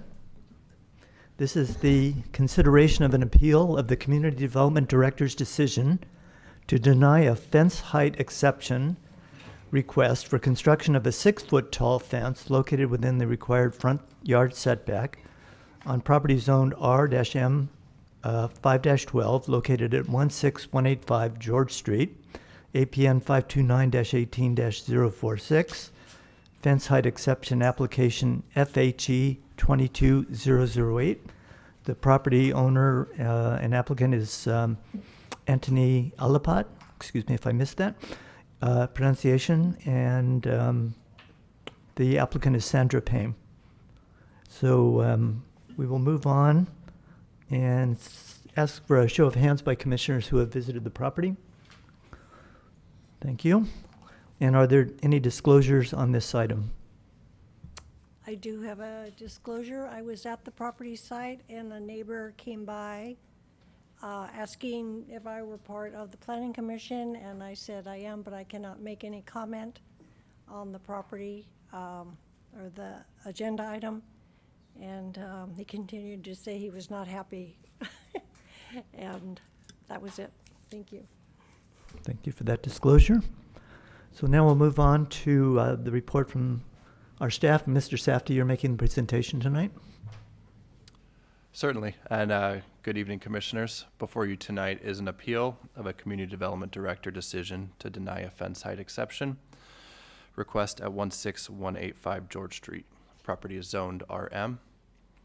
The property is located on the corner of Roberts Road and George Street, roughly 1 block east of Fisher Middle School. The property owner is requesting approval to construct a 6-foot tall wooden fence within the required 25-foot front yard setback. The top 20% of the fence would have open lattice material. The fence would be located on the front property line, fronting on Roberts Road. Per town code, fences and gates within the front 25-foot front yard setback are limited to 3 feet in height. The applicant applied for a fence height exception on December 9th last year for this 6-foot tall fence. Town Code Section 2940-0320 allows an exception to any of the fence regulations if one of the required conditions can be met. The applicant cited condition D, which is the special security concern condition, stating that they are concerned about the safety and liability due to the sidewalk area being used as a school pickup area, and kids may climb over and sit on the fence if it was only 3 feet tall. Town staff did not feel that this was a special security concern and could not find that any of the other required conditions for granting an exception could be met, and therefore denied the height exception request on February 14th. Property owner appealed that decision 10 days later on February 24th. The appeal packet provided additional justification for the exception, stating that they are using this yard area along Roberts Road as their side/rear yard and not their front yard. That neighbors across the street, built in 2013, have similar fence heights and locations. That the fence height would help with privacy with the commercial businesses across Roberts Road. And that prior to recent development, an open view metal fence exceeding 3 feet existed on that Roberts Road property line. Based on the discussion provided in the staff report, staff does recommend that the Planning Commission deny the appeal, uphold the decision of the director, and deny the fence height exception. And this concludes staff's presentation, and we're happy to answer any questions. Thank you, Mr. Safdie. So I'll ask my fellow commissioners if they have questions of staff on this item. Commissioner Raspy. Thank you, Chair. Just a couple preliminary questions. Mr. Safdie, the Town Code Section 29.40.0315, which disfavors the 6-foot fence height. When was that enacted by the town? Thank you for the question. That was enacted in August 2019. 2019, thanks. The previous fence that was at the location, it differs in location, correct, from where the current fence is proposed? Correct. So it differs in both location and design. Back in around 2020, I believe there was an Arkansas application approved. As a part of that, they had to dedicate the front 10 feet on Roberts Road to the town as right-of-way. So their previous fence location would have been in the current town right-of-way. Perfect. And one last question. The previous fence then, its approximate dimensions and materials, if you could let us know? Yeah, approximate dimensions. Now, of course, it wasn't there for me to measure. It looked like it was roughly 4 to 5 foot wooden post with 3.5 foot metal mesh kind of open view wiring across. By open view, you mean maybe every 6 inches or so spacing between the posts? I know we have pictures in our packet. That was my guess. Correct. Okay, Yeah. perfect. Those are all my questions. Thank you. Thank you. I saw a hand up over here. Commissioner Henson? I had a question for Steph, and I realize our town attorney is not here, but in the appeal, liability was cited as an issue for having a lower fence, and I was just wondering if staff thought there was any merit to that. Certainly, you commented about the security issue. They are close to a school. Is there any reason that they should be held liable if somebody climbed up on their fence and fell? Thank you for that question. Unfortunately, that isn't one of the items that is listed as a possible justification for exception in this case. And I would say that that's a condition that would be consistent to any property with public frontage on a public street. So it would be difficult to make that as a special condition in this case. Thank you. That's a very good point. Other questions for staff? Commissioner Janoff? Thank you. I note in the application that the subject is 16185 George Street. The required findings refer to George Street. This refers to George Street throughout, and yet staff says George Street is not the front of the property, it's Roberts Road. Can you enlighten us as to why it's referred to as a George Street property when it would appear that town would think it's a Roberts Road Certainly. address? So that address, I believe, existed prior to the Arkansas application. The applicant can always confirm. Ultimately, there's a lot of properties where the address might be on a certain street, but that doesn't mean we treat it as the front yard setback. In this case, when they were redeveloping the application, or the property, the only way for it to be a conforming lot would to call the Roberts Road area the front yard setback. So that really was the only way to make this lot conforming. Thank you. Other questions for staff? Commissioner Clark? Thank you. I have 2 questions. First, in the report, there was no mention made of the option to push it back to where 6 feet is allowed. Is that because, that I did my site visit, that's not even really possible in terms of how much would be left, or is it something that could be considered?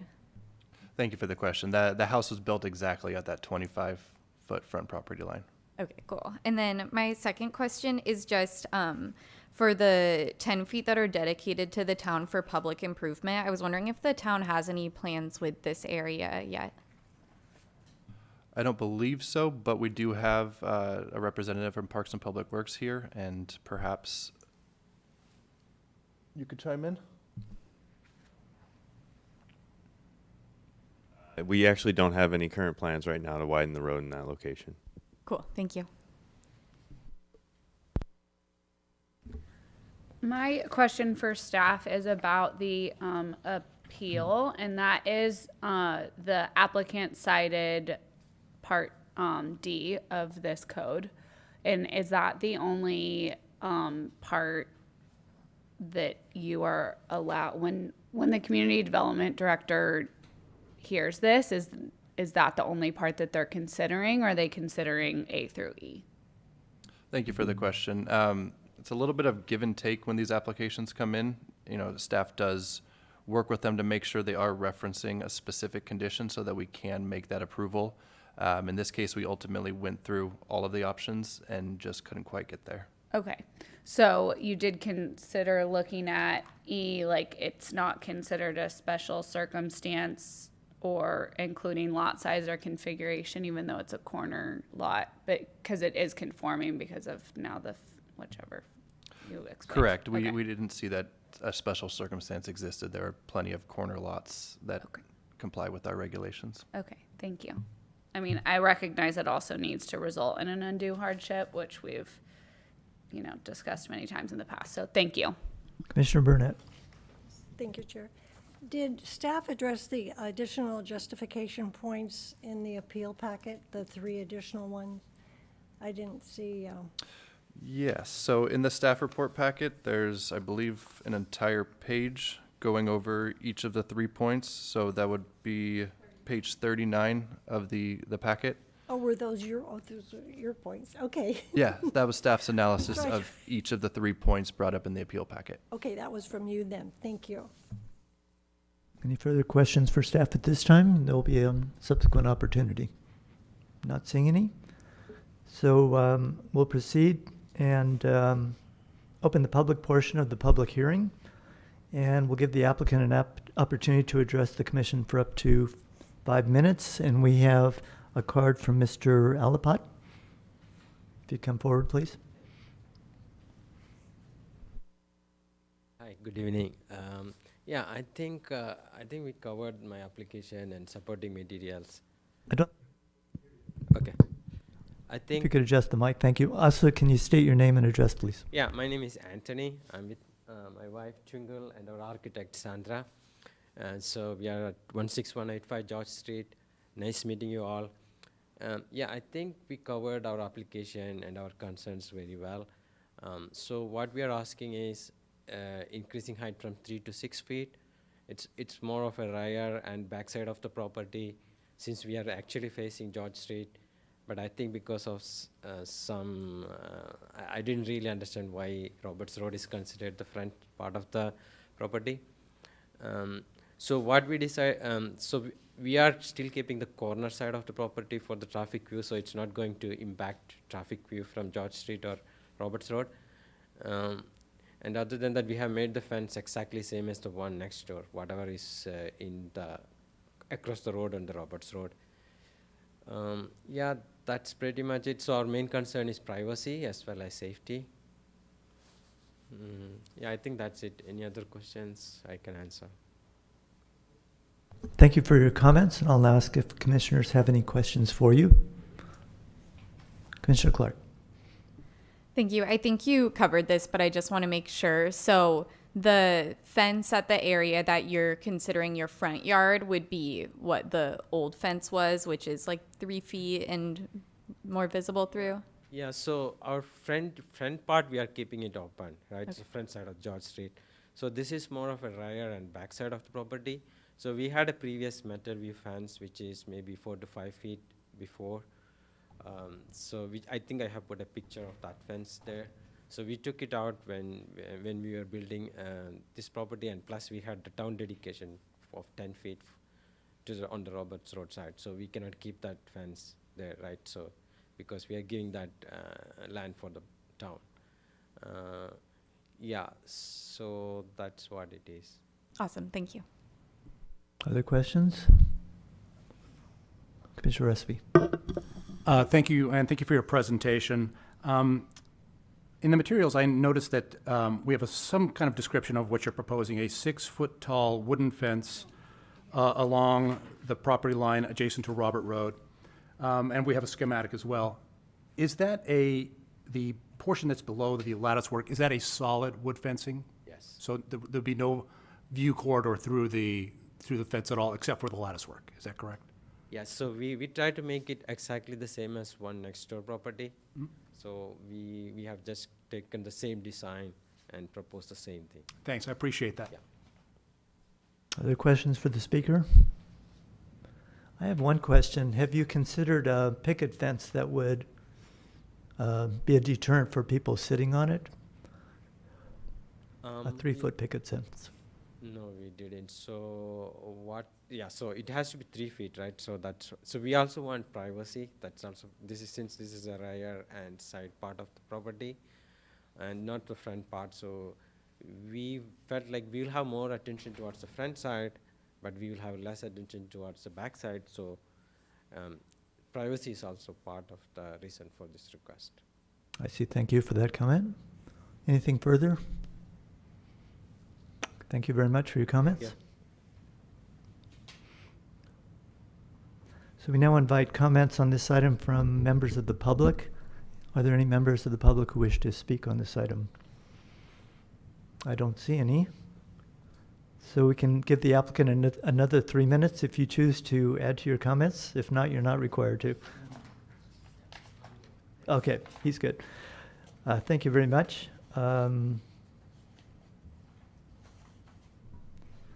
Okay, so we'll now close the public portion of the public hearing on this item and ask if commissioners have any questions for staff again, wish to comment on the application or introduce a motion for consideration by the commission.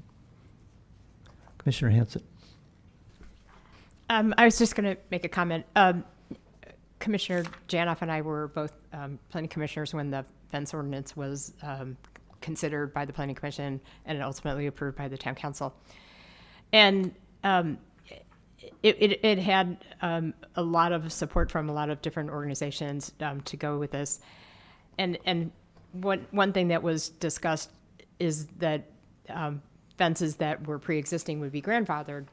So it was mentioned in the staff report that the Laurel Muse development, and there's a picture in the staff report of the 6-foot fence. Not only was that built before the new fence ordinance came into play, but it also is a planned development, and planned development has a negotiated set of rules for how you go about building a property. So this is the very hard thing about having introduced the fence ordinance, is that people buy their homes and then they see that someone already had a fence that is like the one that they would like to have, but then the fence ordinance comes into play. But this is exactly why the fence ordinance was put in place, was to, when the opportunity presented itself, to make sure that we didn't have exclusive fencing 6 feet tall or 8 feet tall or whatever the case may be, to wrap around your property or even parts of your property. So I put that out there only because a lot of the people on the commission are new, that this is something that was known when the fence ordinance came into play, and that it's when new things come about, that's when the fence ordinance is supposed to be put in place. So in considering the exceptions, I looked over and went and visited the property. I would concur with staff that I'm not swayed that there's a special security concern. Everyone that lives close to a school might have that same issue. So at the moment, I'm searching for a reason why this would be qualifying for an exception, but I'm not finding it yet. Thank you. Commissioner Thomas, did you have your hand up? I just wanted to say that I appreciated the packet and thank you for speaking tonight. And I visited the property, and always when I see a fence height exception on our agenda, my first concern is safety, because a lot of times the fence height, is there to protect the view corridor, and this is right by a school. So I was like, oh. So I was really happy to see that is prioritized by the applicant, that needs to be protected, because there are a lot of, this is right by 2 schools, and a lot of children and drop off and pickups are happening. So I really do think that safety should be a top priority when considering these things too.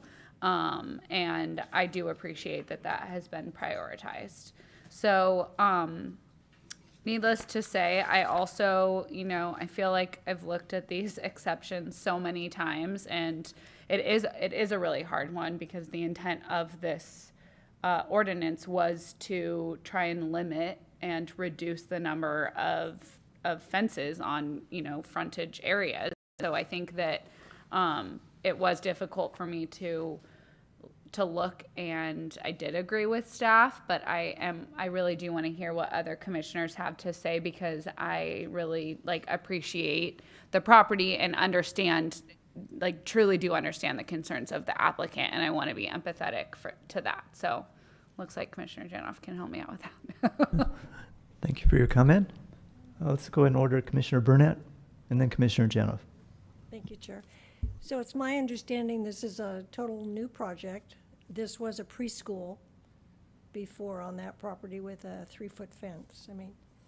And that preschool was there for many years next to a school, correct? That's a question for staff? Yeah, question for staff. Not entirely sure if it was a preschool or a daycare. I think right Daycare. next door was a preschool, if I'm remembering correctly. Yeah. I just wanted to clarify that that's what was there before, and this is all new construction on this property. Okay, you answered my question, thank you. Okay. And Commissioner Jenoff. Thank you. You know, when you drive by and visit this property, it speaks to me in a different way, I guess. While it's a corner property, and technically the address is Roberts Road, which would say that's the front of the house, it doesn't read that way to me. It reads to me as though the front of the house with the driveway access, which is, you know, typically where the front of your house is on George Street, and then the application comes to us as George Street, and so I'm seeing the front of the house as George Street, in spite of the comments from staff, which are technically accurate. I'm further compelled to consider the George Street, the front of the house, because it better relates this property to the residential area of George Street, where there isn't that orientation on Roberts Road. Roberts Road is basically commercial. So with that consideration in mind, I could find that exception E is an option for the Planning Commission, because there's a special circumstance around this property where its orientation has changed in the building of it. I'm not sure what that does in terms of setbacks and other requirements, but I could make an argument that that the configuration of the property in terms of where the new house has been situated and its orientation to residential redefines where the front of the property is. And I would be inclined to make the exception on that basis. Also, just from a practical standpoint, if I consider the front of the house to be Roberts Road, I'm looking at a commercial parking lot in the backside of some commercial businesses. It's not a particularly attractive view. You know, I think reorienting the house the way it has been makes a more compelling argument, and I would personally be inclined to shield that commercial view when I'm enjoying that yard area of my property. So I'm very interested in whether the exception would be considered strong enough. I'm not sure. I mean, I'm not sure it's an undue hardship per se, but there is a special circumstance around this lot that makes me stop and think, maybe this does make sense to approve the exception. So I'm looking for conversation. Commissioner Clark? Thank you. I have a question for staff and then a couple of thoughts. Would this fence be permitted if the area was considered a side yard and not the front yard? I was hoping somebody would ask that question. So fences are not allowed in both the front yard or a street side yard. The street side yard in this zone is 20 feet, so that would give them a 5-foot relief, but it still would need an exception for the location. Okay, got it. Thank you. And yeah, I actually thought I was going to be kind of the dissenter, so I appreciate your thoughts, because I felt the same way, and I just thought about if that were the area that I was using as my side yard, and I was looking out at this commercial property, and I don't know, I think the sense of privacy is important, but I also think that the importance of the fence regulation is we don't want our community to look like a bunch of closed off, isolated homes. And so that's always my concern when I go and consider there being a 6-foot fence somewhere. But the fact that it would stay like open where it, in my opinion, should be open in the front area and would be closed off for them to enjoy their side yard and backyard, to me, I find that pretty persuasive. So I'm also curious to hear what other commissioners have to say with that in mind. But in my mind, I am kind of thinking of it as that being their side yard, even if it is technically considered the front one, and understanding that that exception would be needed regardless of how it was technically viewed. Thank you. Other comments? Commissioner Hanson. I wanted to ask a clarifying question of Mr. Safdie. So if this was considered a side yard, what you said is the setback is 20 feet, not 25. Is that correct? That is correct. So they couldn't build, can they build any fence in the side yard, or does it have to be 3 feet? It's the same rule for both the front yard and the street side yard. So 3 feet anywhere in that setback And requirement. okay, so it really doesn't change the It would still need an situation in exception. terms of, yes, okay. Commissioner Espy. Thank you, Chair. Just a couple of thoughts. I appreciate Commissioner's thoughts and questions. In my view, I think Commissioner Hansen's opening comments were important in that when the town put this together, there was an overall policy.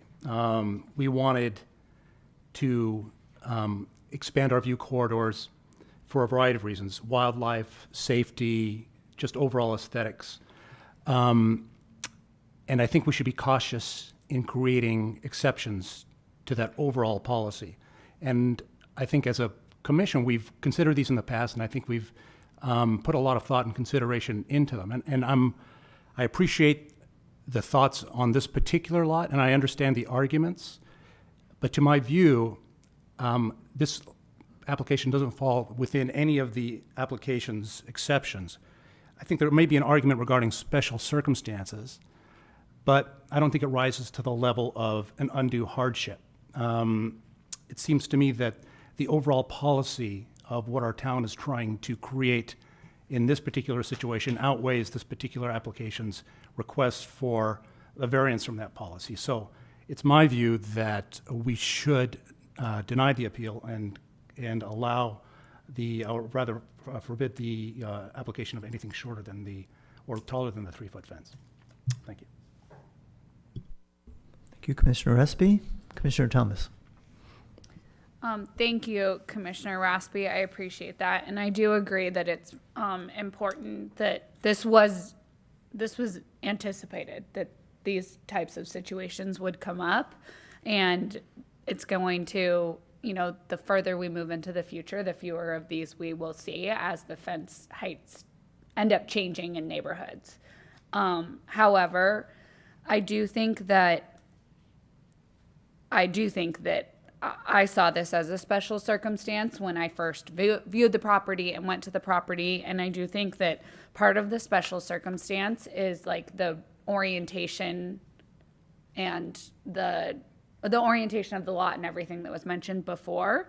But I also, and I know that this is like alluded to in one of the exceptions, is that the location, how it is so adjacent to a commercial property, even though I know that it's like technically not adjacent because it doesn't share the property line, it's across the street.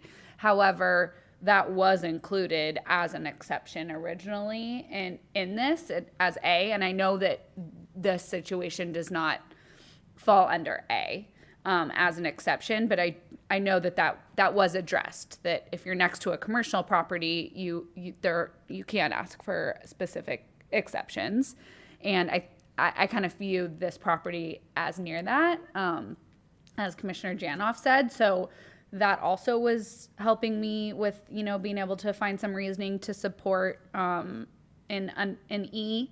And my last comment really is related to the undue hardship, and this many times has come up, and I don't know, not to add to town staff's list of things to do, but I don't know if that language should be looked at by our town attorney or reconsidered as an update, just because I think it's really hard to we've had difficulty what it's considered an undue hardship or not in a lot of our fence height exception things, and I think that it is a little bit of vague language, and so I don't know if we could further define what we really mean by that more specifically, because I know that maybe the people that helped with this ordinance could answer that, but I do think that it's kind of interesting language. So those are my thoughts. Thank you, Commissioner Thomas. Other comments? Commissioner Janoff. Thank you. I think in thinking about this property, it's an unusual lot. So I'm as I said, I'm comfortable finding that there's a special circumstance. And as far as undue hardship, when you think about when you think about the constraints of this lot relative to having two street-facing sides, property lines, and how that limits your fencing ability, and you have a side yard, I'm calling a side yard on Roberts Road, and a backyard that you really can't fence in, I'm willing to say that that is a potential undue hardship because you have lost the ability to use your property fully. And I wish the town attorney were here tonight to help define whether that's an appropriate interpretation of an undue hardship. But if it were a family with small children, a family with pets, you would want to be able to give them the ability to fence. And so I'm willing to stand by exception E, and that the undue hardship is the inability to use the property to its full extent. Thank you. Other comments? Commissioner Thomas. I agree with Commissioner Janoff, and so, and I appreciate her comments. I also really do appreciate that the applicant didn't just, mentioned that privacy is a concern and a priority. I mean, when you live in a single family home, we all value that, being able to, relax in our backyard. But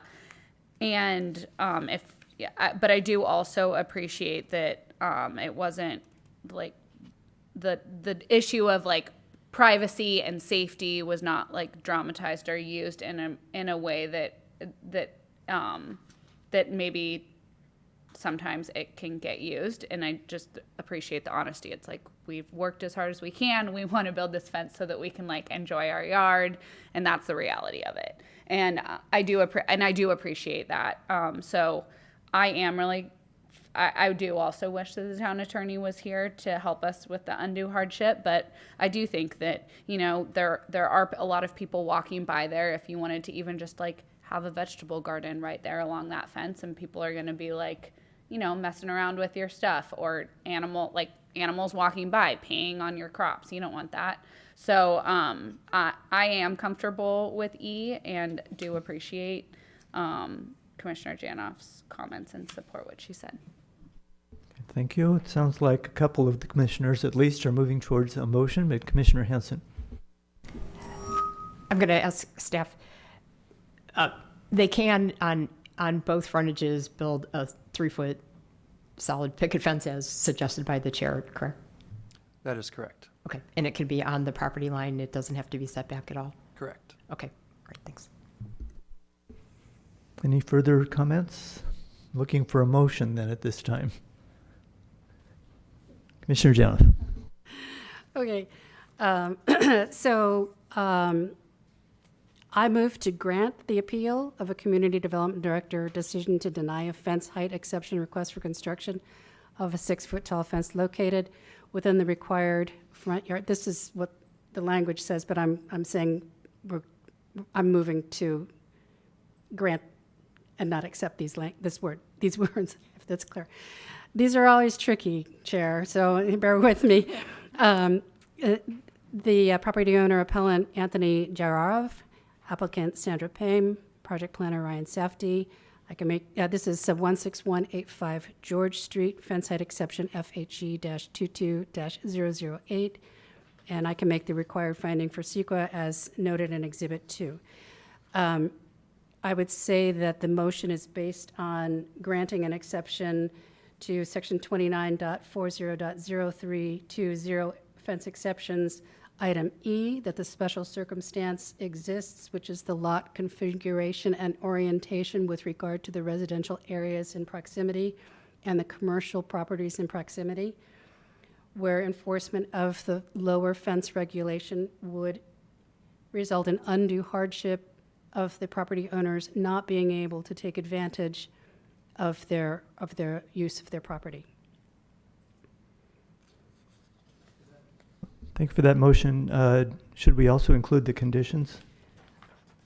As I read the conditions, they are related to upholding the denial. Maybe I could ask staff to clarify that. Thank you for the question. No, so the conditions would be only necessary if you grant the appeal. Oh, grant the and appeal. overturn the director's Then decision. then the motion would include the Exhibit 3 as well. Thank you. Thank you for that correction. And do we have a second? Commissioner Clark? I second the motion. And I'll now ask for comments, discussion. Commissioner Clark? I just want to add something before we vote on it, just about the fact that it could be 3 feet. I think that just doesn't allow privacy in the backyard. And to me, like, the concern of not having any privacy in your backyard, I think that would be really hard. I've had dogs that would jump over a 3-foot fence, no problem. And I honestly think that's a legitimate concern if this is going to be used as that type of yard. And so to me, it is a pretty special circumstance where we don't normally see lots like that, where the yard is either going to be kind of completely open to the public to see and all that, or can be closed as a backyard with a fence of 6 feet. Thank you. Other comments on the motion? Commissioner Hanson? I won't be supporting the motion. As I stated, I think that we have the fence ordinance for a reason. I think there are plenty of properties where, people would want more privacy, and I understand that, and I'm sympathetic to that. But this is not just a policy; it's the law of the town. It's an ordinance, and so I don't see where we can find the exception. I'm not seeing the same thing that my fellow commissioners are, so I won't be supporting the motion. I want to ask staff, is it permissible for me to offer my opinions and thoughts at this time? Okay, then I will. We've had a number of highly disputed fence height exception requests. The PC has been very careful about whether special circumstances exist or not. I think we need to be mindful of the strict language of the fence ordinance. Privacy is not an issue that we can consider. It's not a noted exception. And to my way of seeing the property, it would create a great barrier appearance, which is something that we have considered before as being unacceptable. I think we have to accept that the owner knew the commercial use across the street when he chose to purchase and had the construction plans drawn up, and also at least had constructive knowledge of what our fence ordinance states. So I also will not be supporting the motion, but if there's no further comment, I'll call the roll, starting with Commissioner Hanson. No. Commissioner Thomas. Yes. Commissioner Raspy. No. Commissioner Burnett. No. Commissioner Clark. Yes. And Commissioner Janoff. Yes. So I was not keeping track of the votes. You haven't voted. The motion. Oh, it I failed. thank you. I also vote to deny the appeal. And so the motion fails, vote 3-4. Thank you. So we'll be looking for an alternative motion.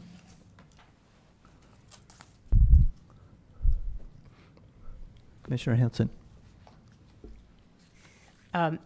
I don't have everything right in front of me, but I will move to deny the appeal of the fence height exception in accordance with the findings that are listed in Exhibit 2, I believe, and the terms and conditions that are in Exhibit 3. Is that correct? No conditions are no. required because Okay. no permit is being granted. Because no permit is being granted.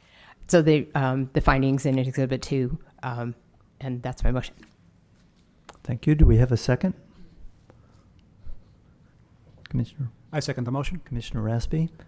So we'll move back into our discussion and see if anyone has further thoughts or compromise suggestions. Commissioner Thomas. I am wondering if there is any way that any of the commissioners that did not support the last motion would be willing to grant any sort of exception if, like, along with a recommendation, or if we've everyone feels like we've exhausted any of the options. Commissioner Espy. I'll just respond. And I considered trying to find some middle ground. So, for instance, a different fence height, different fence location. The problem with it is, I think based on the language that we are anchored to in the law, either the exception applies or it doesn't apply. And to my reading, it simply doesn't apply in this situation. So if I was to propose a different fence height or different fence configuration, it still doesn't work because I would have to fall within the exception to the rule, which to my reading of the statute, or the rule rather, we don't. And so I'm afraid I can't get there. But I appreciate the question. Other comments on that? Commissioner Janoff. Yeah, as a point of compromise, just to follow up on Commissioner Thomas's question, would commissioners feel differently, specifically Chair Barnett? I think you're concerned about the bulk of fencing that you would observe if they were to move the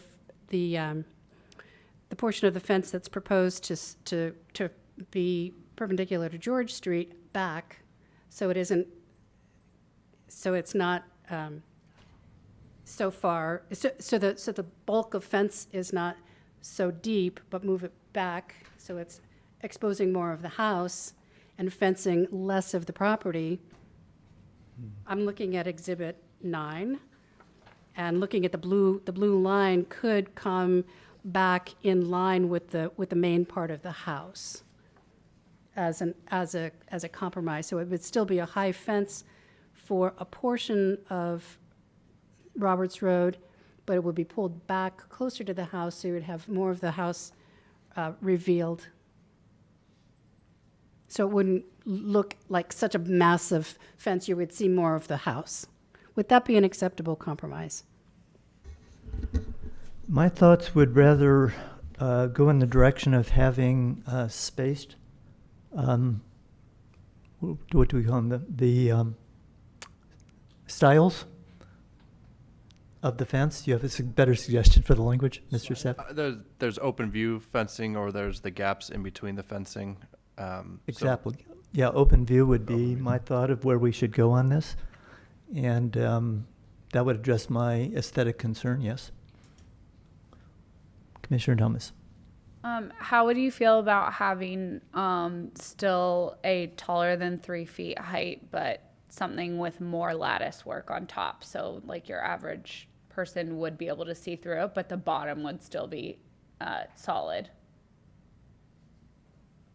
Do you feel like that would accomplish the? I think the issue of privacy would not be fully addressed by the appellant, but I think that keeping with our desire to keep our town open and friendly, that a barrier on any part of that fence that's above 3 feet would be a problem for me. Okay, even if it was the open lattice. Yes, I understand your question would be. Okay. So you're considering a fence of what height? I don't know. I just thought like the lattice, I mean, right now the lattice is 20% of it. So if we said the lattice has to be a higher percentage, that's a specific, condition of approval. So, but I'm not sure that would meet the needs of everyone. So I'm interested in other comments from my fellow commissioners, but I think that there could be some amelioration of the privacy concern with plantings that meet the town code requirements, and it would present much better to the community. I'm also less concerned about the safety issue because I think a picket fence would serve properly, and there's others in the neighborhood. I think at the corner of Mitchell and Fisher, there's a beautiful picket fence that has sort of a curving height to it, which would be very attractive and would serve to deter trespassers. Commissioner Hanson. Oh, gosh. I'm sympathetic again to, everything I've heard. But as our chair noted, privacy is not listed in the exceptions. And they can build a 3-foot fence. It could be a solid picket fence, like nice looking and all that, and it's not going to accomplish everything they want. But this is our fence law that that was approved, and so I'm just not seeing the exception. And the setback for this, if it's considered side yard, is 20 feet, not 5 or 8 or any of that. It's 20. So I mean, I just don't see where we can find for me, I don't see where we can find exception. So.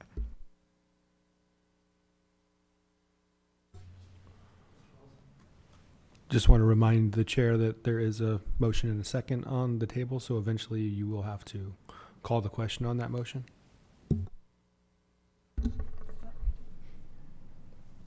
Okay, well, let's try another motion vote on this. So I'll call the roll, beginning with Commissioner Hanson, Yes. Commissioner Thomas, No. Commissioner Raspy, Yes. Commissioner Burnett, I don't, what motion, I'm confused. What motion is this one now? This was to deny the appeal of the fence site exception. deny the appeal. Deny the appeal, yes. And your vote is? Well, we had our first motion, First motion was defeated. yes. And what is this motion? This is a motion straight up to deny the appeal, so that the fence application would be denied and the code requirements would be enforced. Deny the appeal, yes. Yes. Okay. And Commissioner Clark, No. Commissioner Gianoff. No. And our totals again, I'm bad at math. Well, we still need you to vote first, and then we'll be able to tell you what the number is. I'm being very shy this evening. I vote yes. So that passes 4-3. Okay, thank you very much for all who participated, and I appreciate the spirited debate.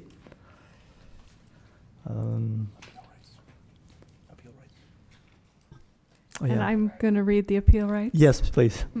It's in my notes. The decision of the commission can be appealed to town council by any interested person as defined by Town Code Section 2910-020 within 10 days on forms available online with fees paid. Final deadline is 4 p.m. on the 10th day. Thank you very much for that.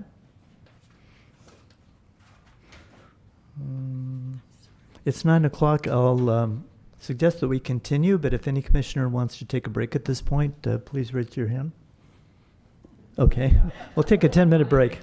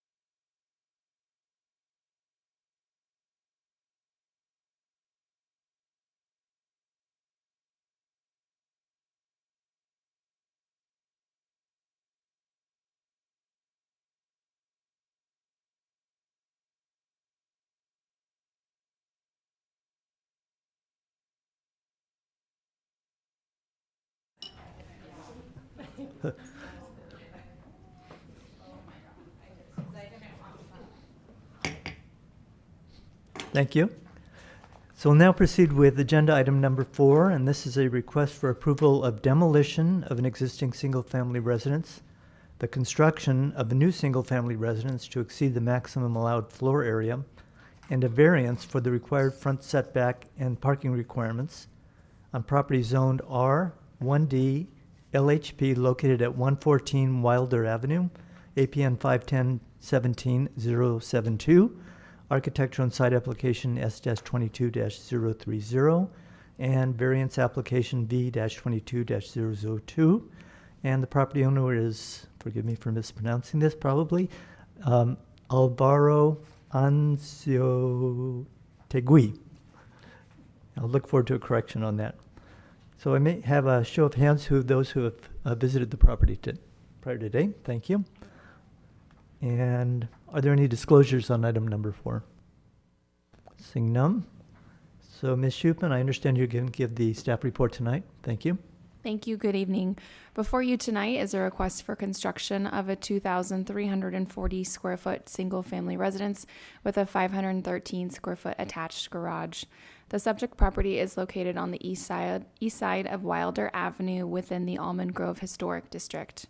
The project is being considered by the Planning Commission due to the request to exceed its maximum allowable floor area and the request for variances to the required front setback and the required number of parking spaces. The proposed design was considered by the Historic Preservation Committee on July 27th, September 28th, and October 26th, where the committee forwarded a recommendation of approval with a recommendation for the garage door. The maximum allowable floor area for the property is 1,862 square feet. The applicant is requesting to exceed the floor area by approximately 478 square feet. Within the immediate neighborhood, there is one home that currently exceeds its allowable floor area. However, should the Planning Commission choose to consider a greater view of the immediate neighborhood, there are 6 homes along Wilder Avenue that also exceed their floor area.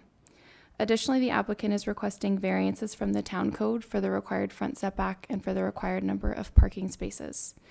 The main residence does comply with all setback requirements. However, due to the angular shape of the front property line, the front porch starting on the right-hand side has an approximately 11-foot, 8-inch setback where 15 feet is required. The applicant is also proposing tandem 2-car garage with an interior dimension of 11 feet by 40 feet, whereas town code requires a minimum interior dimension of 20 feet by 20 feet for a 2-car garage. Pursuant to town code, tandem parking may not be used to fulfill parking requirements.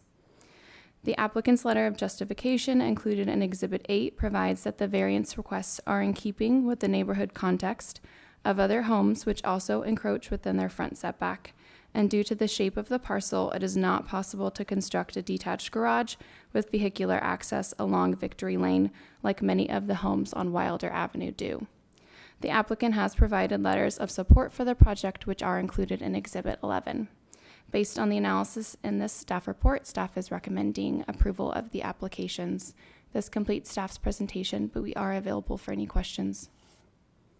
Thank you very much, Ms. Shupman. And are there questions for staff? Yes, Commissioner Hanson. Thank you for the presentation and the very thorough report. It was noted in the staff report that they, in addition to needing the variances that they've requested, that they would also end up with the, if it's approved, the largest fire in their immediate neighborhood, and they would be the second largest home. So would this have come to Planning Commission without the variance on account of that, or because it wasn't cited as one of the things that we needed, hurdles that we needed to get through? Yeah, thank you for the question. It's a great question. It wasn't one that really staff evaluated because at any time there was always the variance component, which no matter what was going to require Planning Commission. Well, so then my follow-up question is, should we be, weighing that in our decision as well? They do have one of the smaller properties in the neighborhood, but should we be weighing that in our decision? Why don't you go ahead? Thank you for the question. What I would say is that they are requesting an exception to the maximum allowed FAR, so it's definitely going to be part of your consideration for this evening. One component, though, is to remember that part of the countable FAR is actually below grade. It just counts towards the countable floor area because it is underneath a porch area that isn't fully enclosed and therefore does not get to be counted as below grade square footage. So there are a lot of factors here, but the size of the house and the floor area is definitely a component of what needs to be considered in the findings that need to be made in consideration of this architecture and site application. Okay, thank you. And Commissioner Thomas? I have an additional question for staff, and I don't know if you will be able to answer this, but part of the reason why the FAR is being requested, I think, is because of the size of the lot. As Commissioner Hanson said, it's a little one. And I noticed, the first thing obviously I did was go down Victory Lane and see if they could access in that direction, and realized there's parking back there and the lot is set back, like the property line is set back from other property lines along that. So were there any considerations of do you have an estimate of how much square footage is the difference in that area? Because it looked like a little, I know, I'm sorry, I should have asked this before. When I drove by, I thought about it, and then I was like, never mind, because I feel like from the front, I don't know, the FAR is being impacted because the back is shortened. The back of the lot is shortened, if that makes sense. So I'm just kind of wondering if we could get an estimate maybe.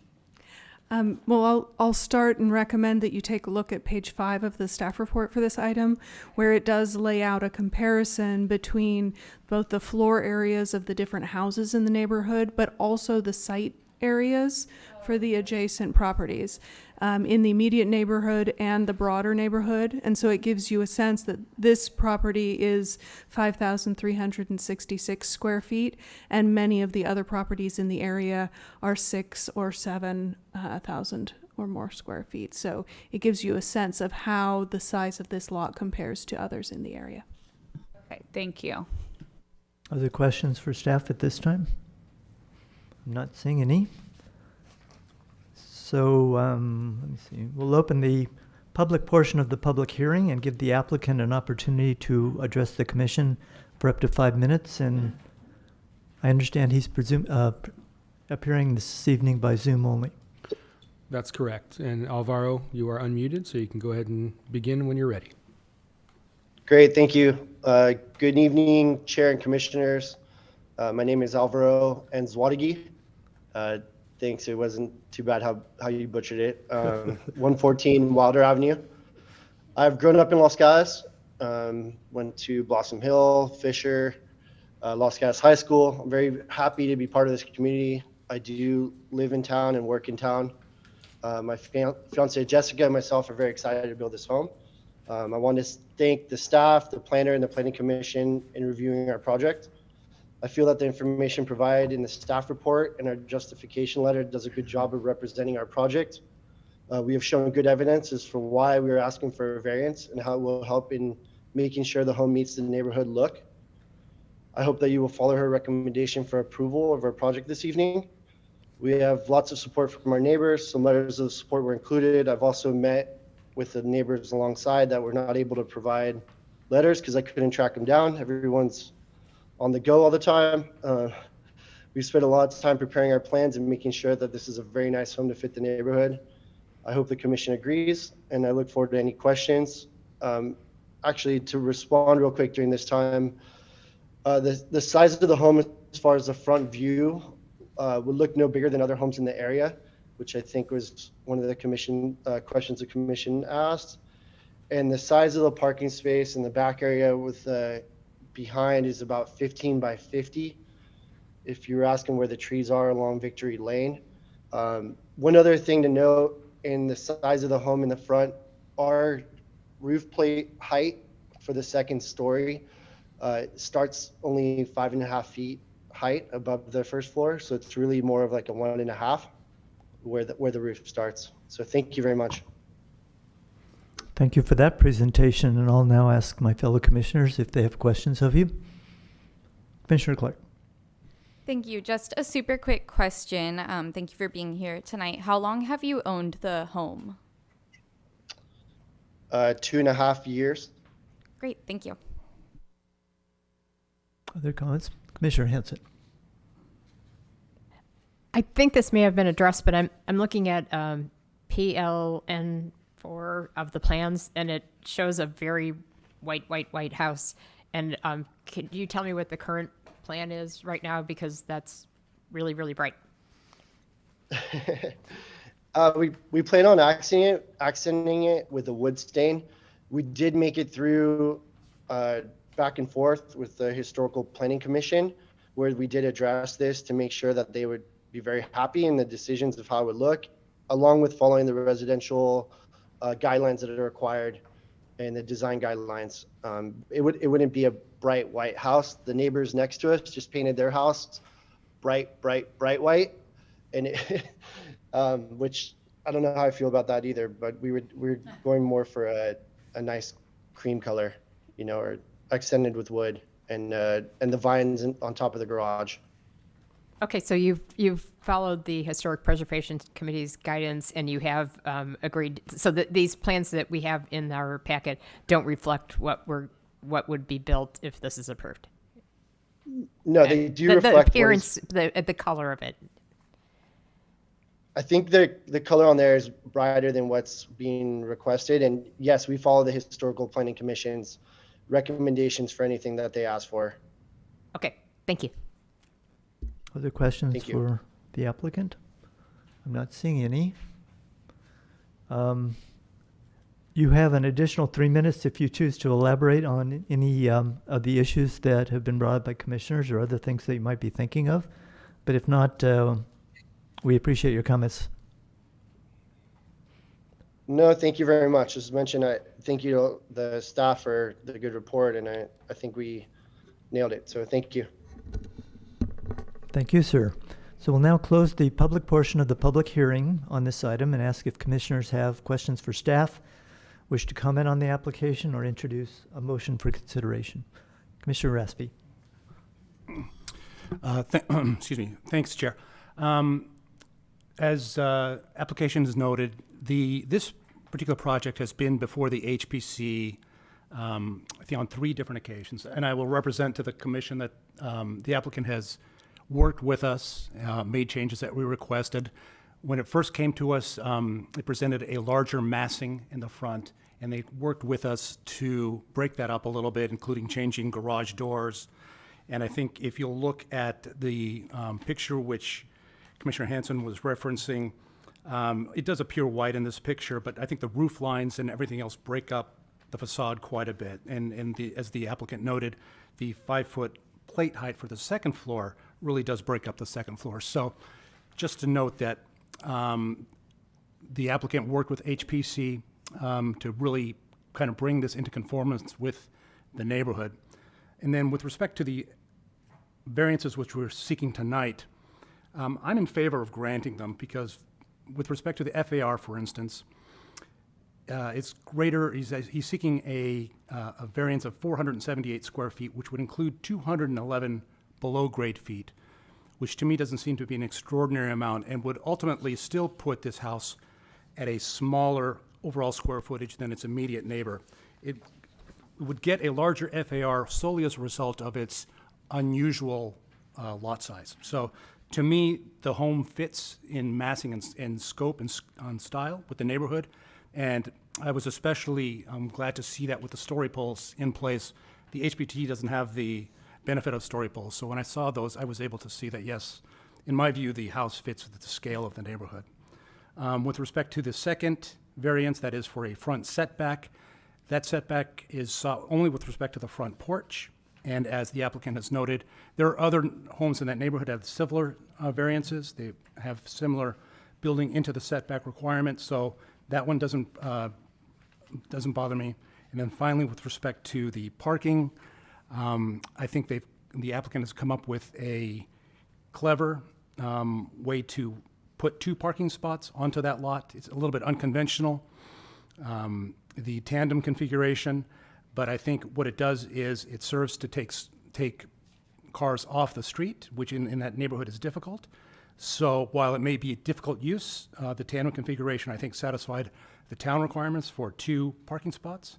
And so for all these reasons, I would support this application. Thank you, Chair. Thank you, Commissioner. And we'll go in this order. Commissioner Burnett. Thank you, Chair.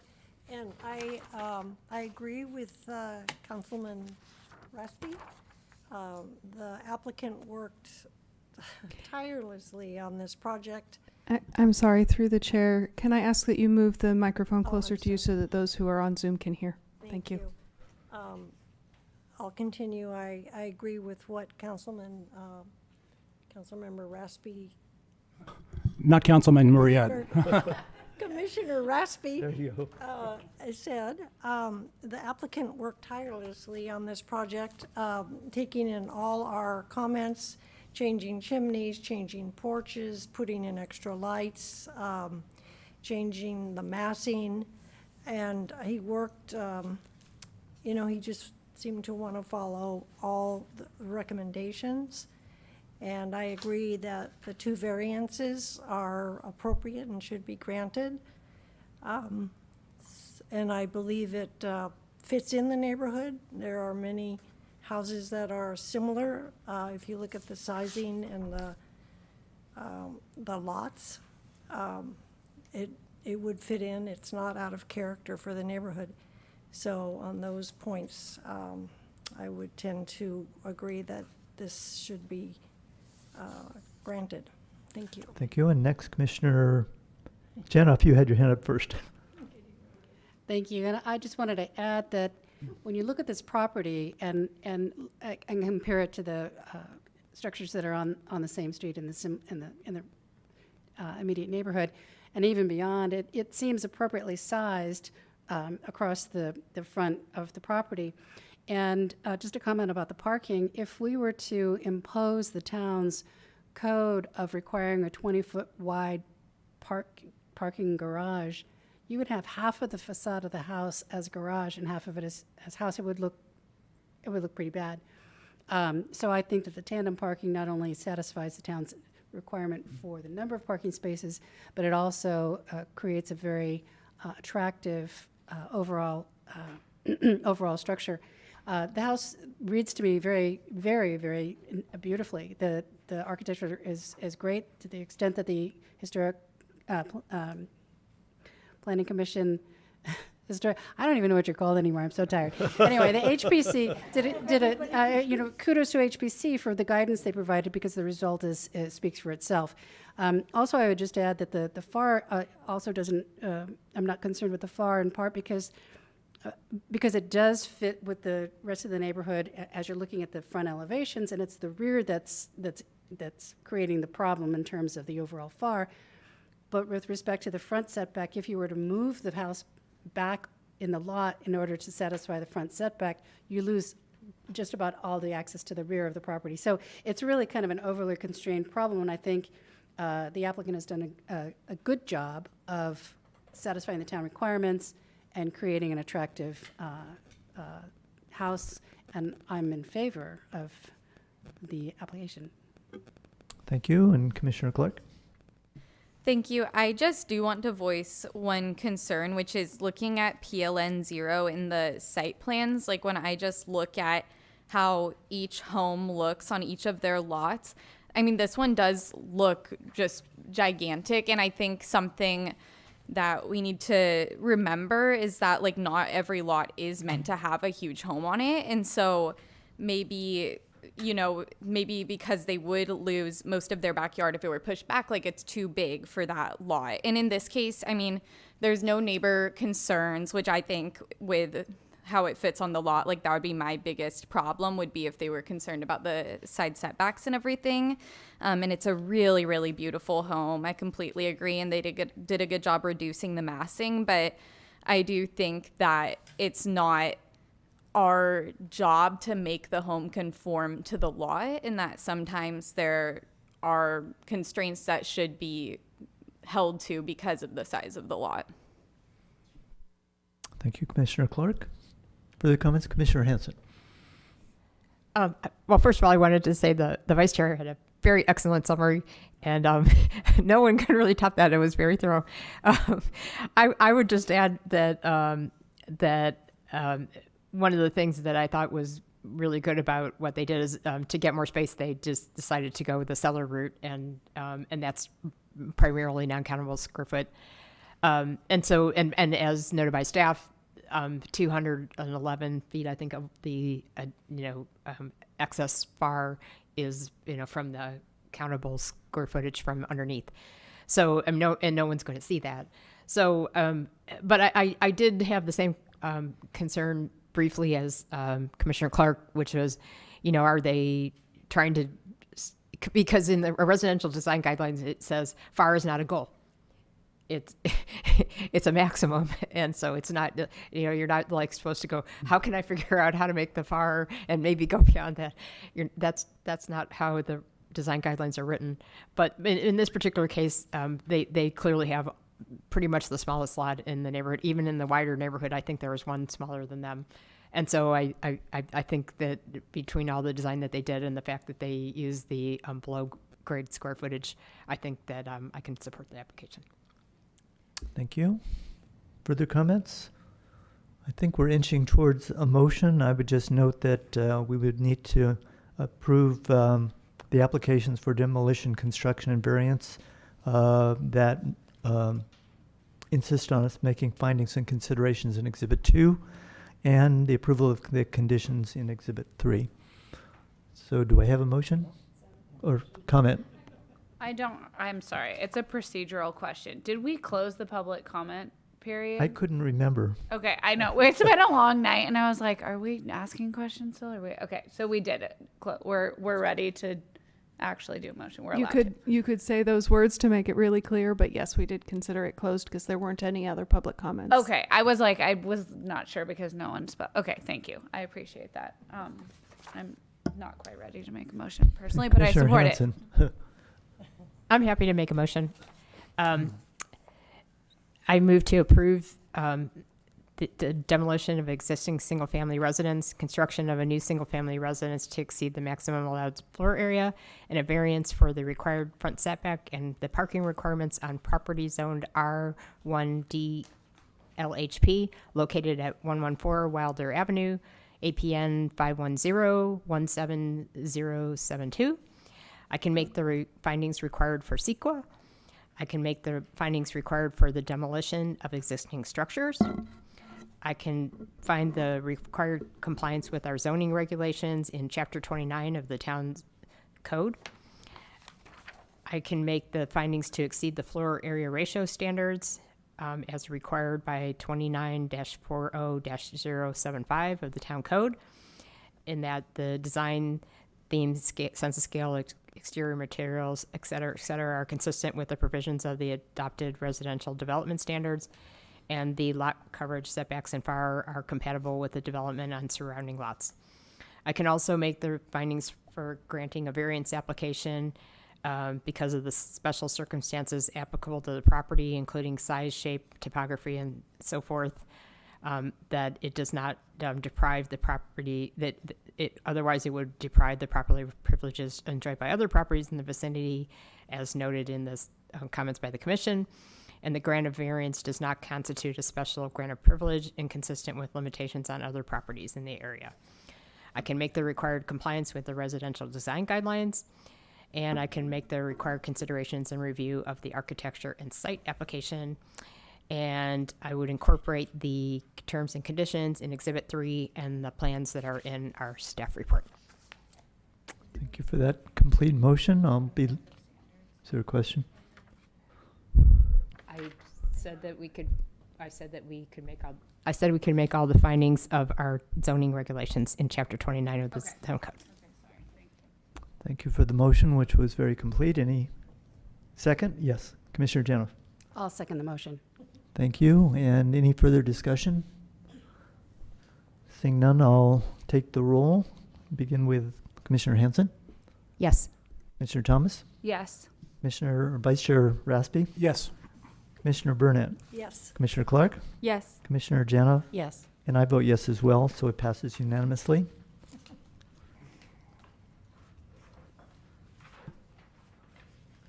And are there appeal rights?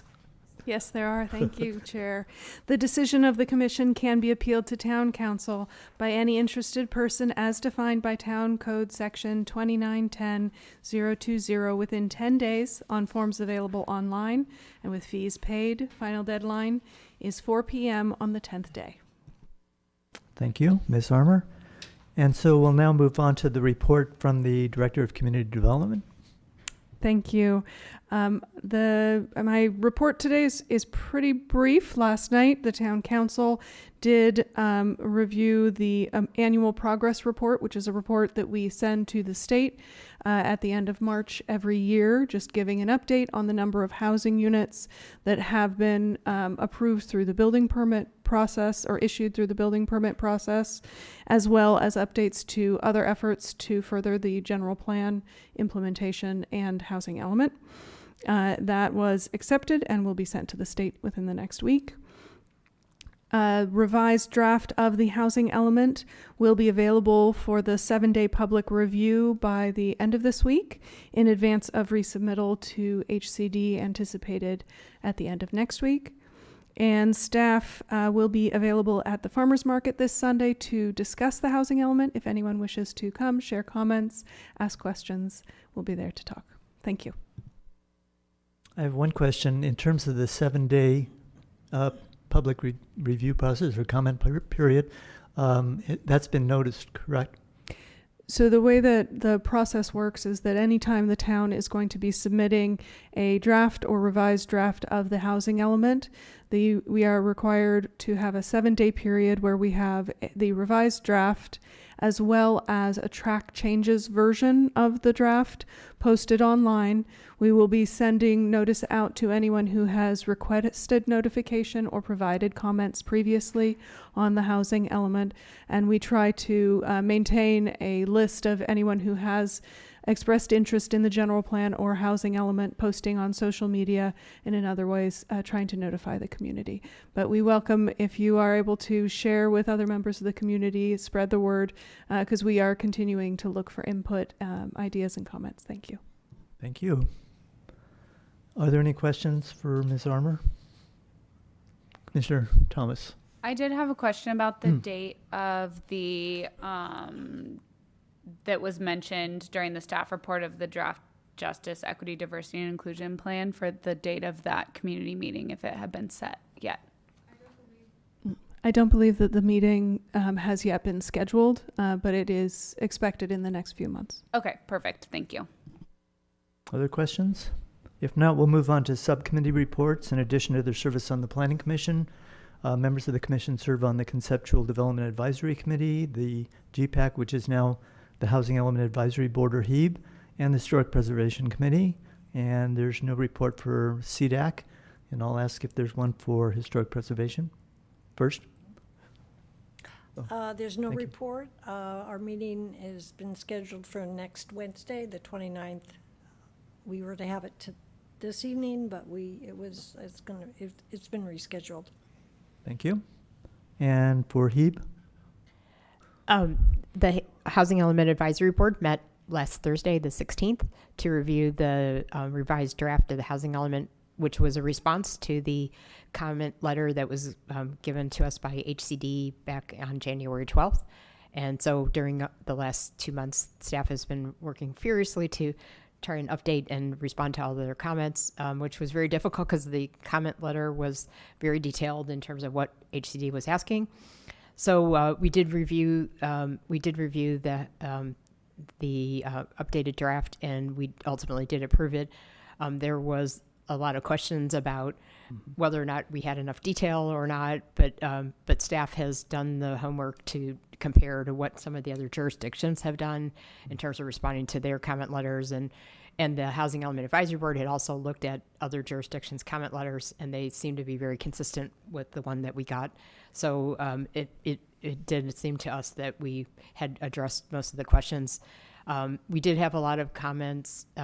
We did have some comments from the public about concerns that we might not make the May 31st deadline.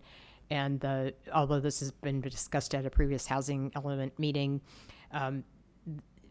when we didn't get the comment letter till January 12th, it wasn't really going to be very practical to respond and they have another 60 days to respond to us that we weren't going to make that May 31st deadline. And I'm saying all this so that everyone's on the same page. The consequence of not making the May 31st deadline is that we have to make the required zoning changes for density and height and whatnot in the within a 1-year period, which would end for us on January 31st of next year. If we were able to make the May 31st deadline, staff correct me if I'm wrong, I believe we would have had 3 years, but then the likelihood of us making our numbers would be very low because we wouldn't have any starting density to make those projects possible. So everyone at the Housing Element Advisory Board has been very comfortable with this, but it did get raised as a concern by the public. And so I wanted to make sure that, we talked about that and made sure that everyone understood where we were going with that. And staff has been very clear and consistent that, even submitting it now or, after the 7-day review period, they'll have 60 days to get back to us. So we will probably see it around May 31st. So we're not concerned about making that deadline is what I'm saying. And it was a very lively meeting, and it was good to have one in person. It was the first time for the Housing Element Advisory Board since its inception in October of 21. Yes. Thank you. Are there any questions, Ms. Hanson? No? Seeing none. Are there any other matters that commissioners wish to bring before us? And seeing none? Oh, I'm Commissioner Clark. Yeah, just a commission matter. I wanted to ask if it's possible to get something agendized, something that I've been seeing happen for my more than a year on the planning commission is all of these starter homes being taken and converted into really big homes. And I think that it's a problem because we need that step so that people are able to move into home ownership. And if people who have a lot of money are going for these starter homes so that they can change them into larger homes, then they're going to get the home over people who would actually be keeping it at that size. But we can't have this discussion when we're looking at specific properties because we can't take precedent into account. And I wanted to ask if that could be something that the Planning Commission can have a discussion about.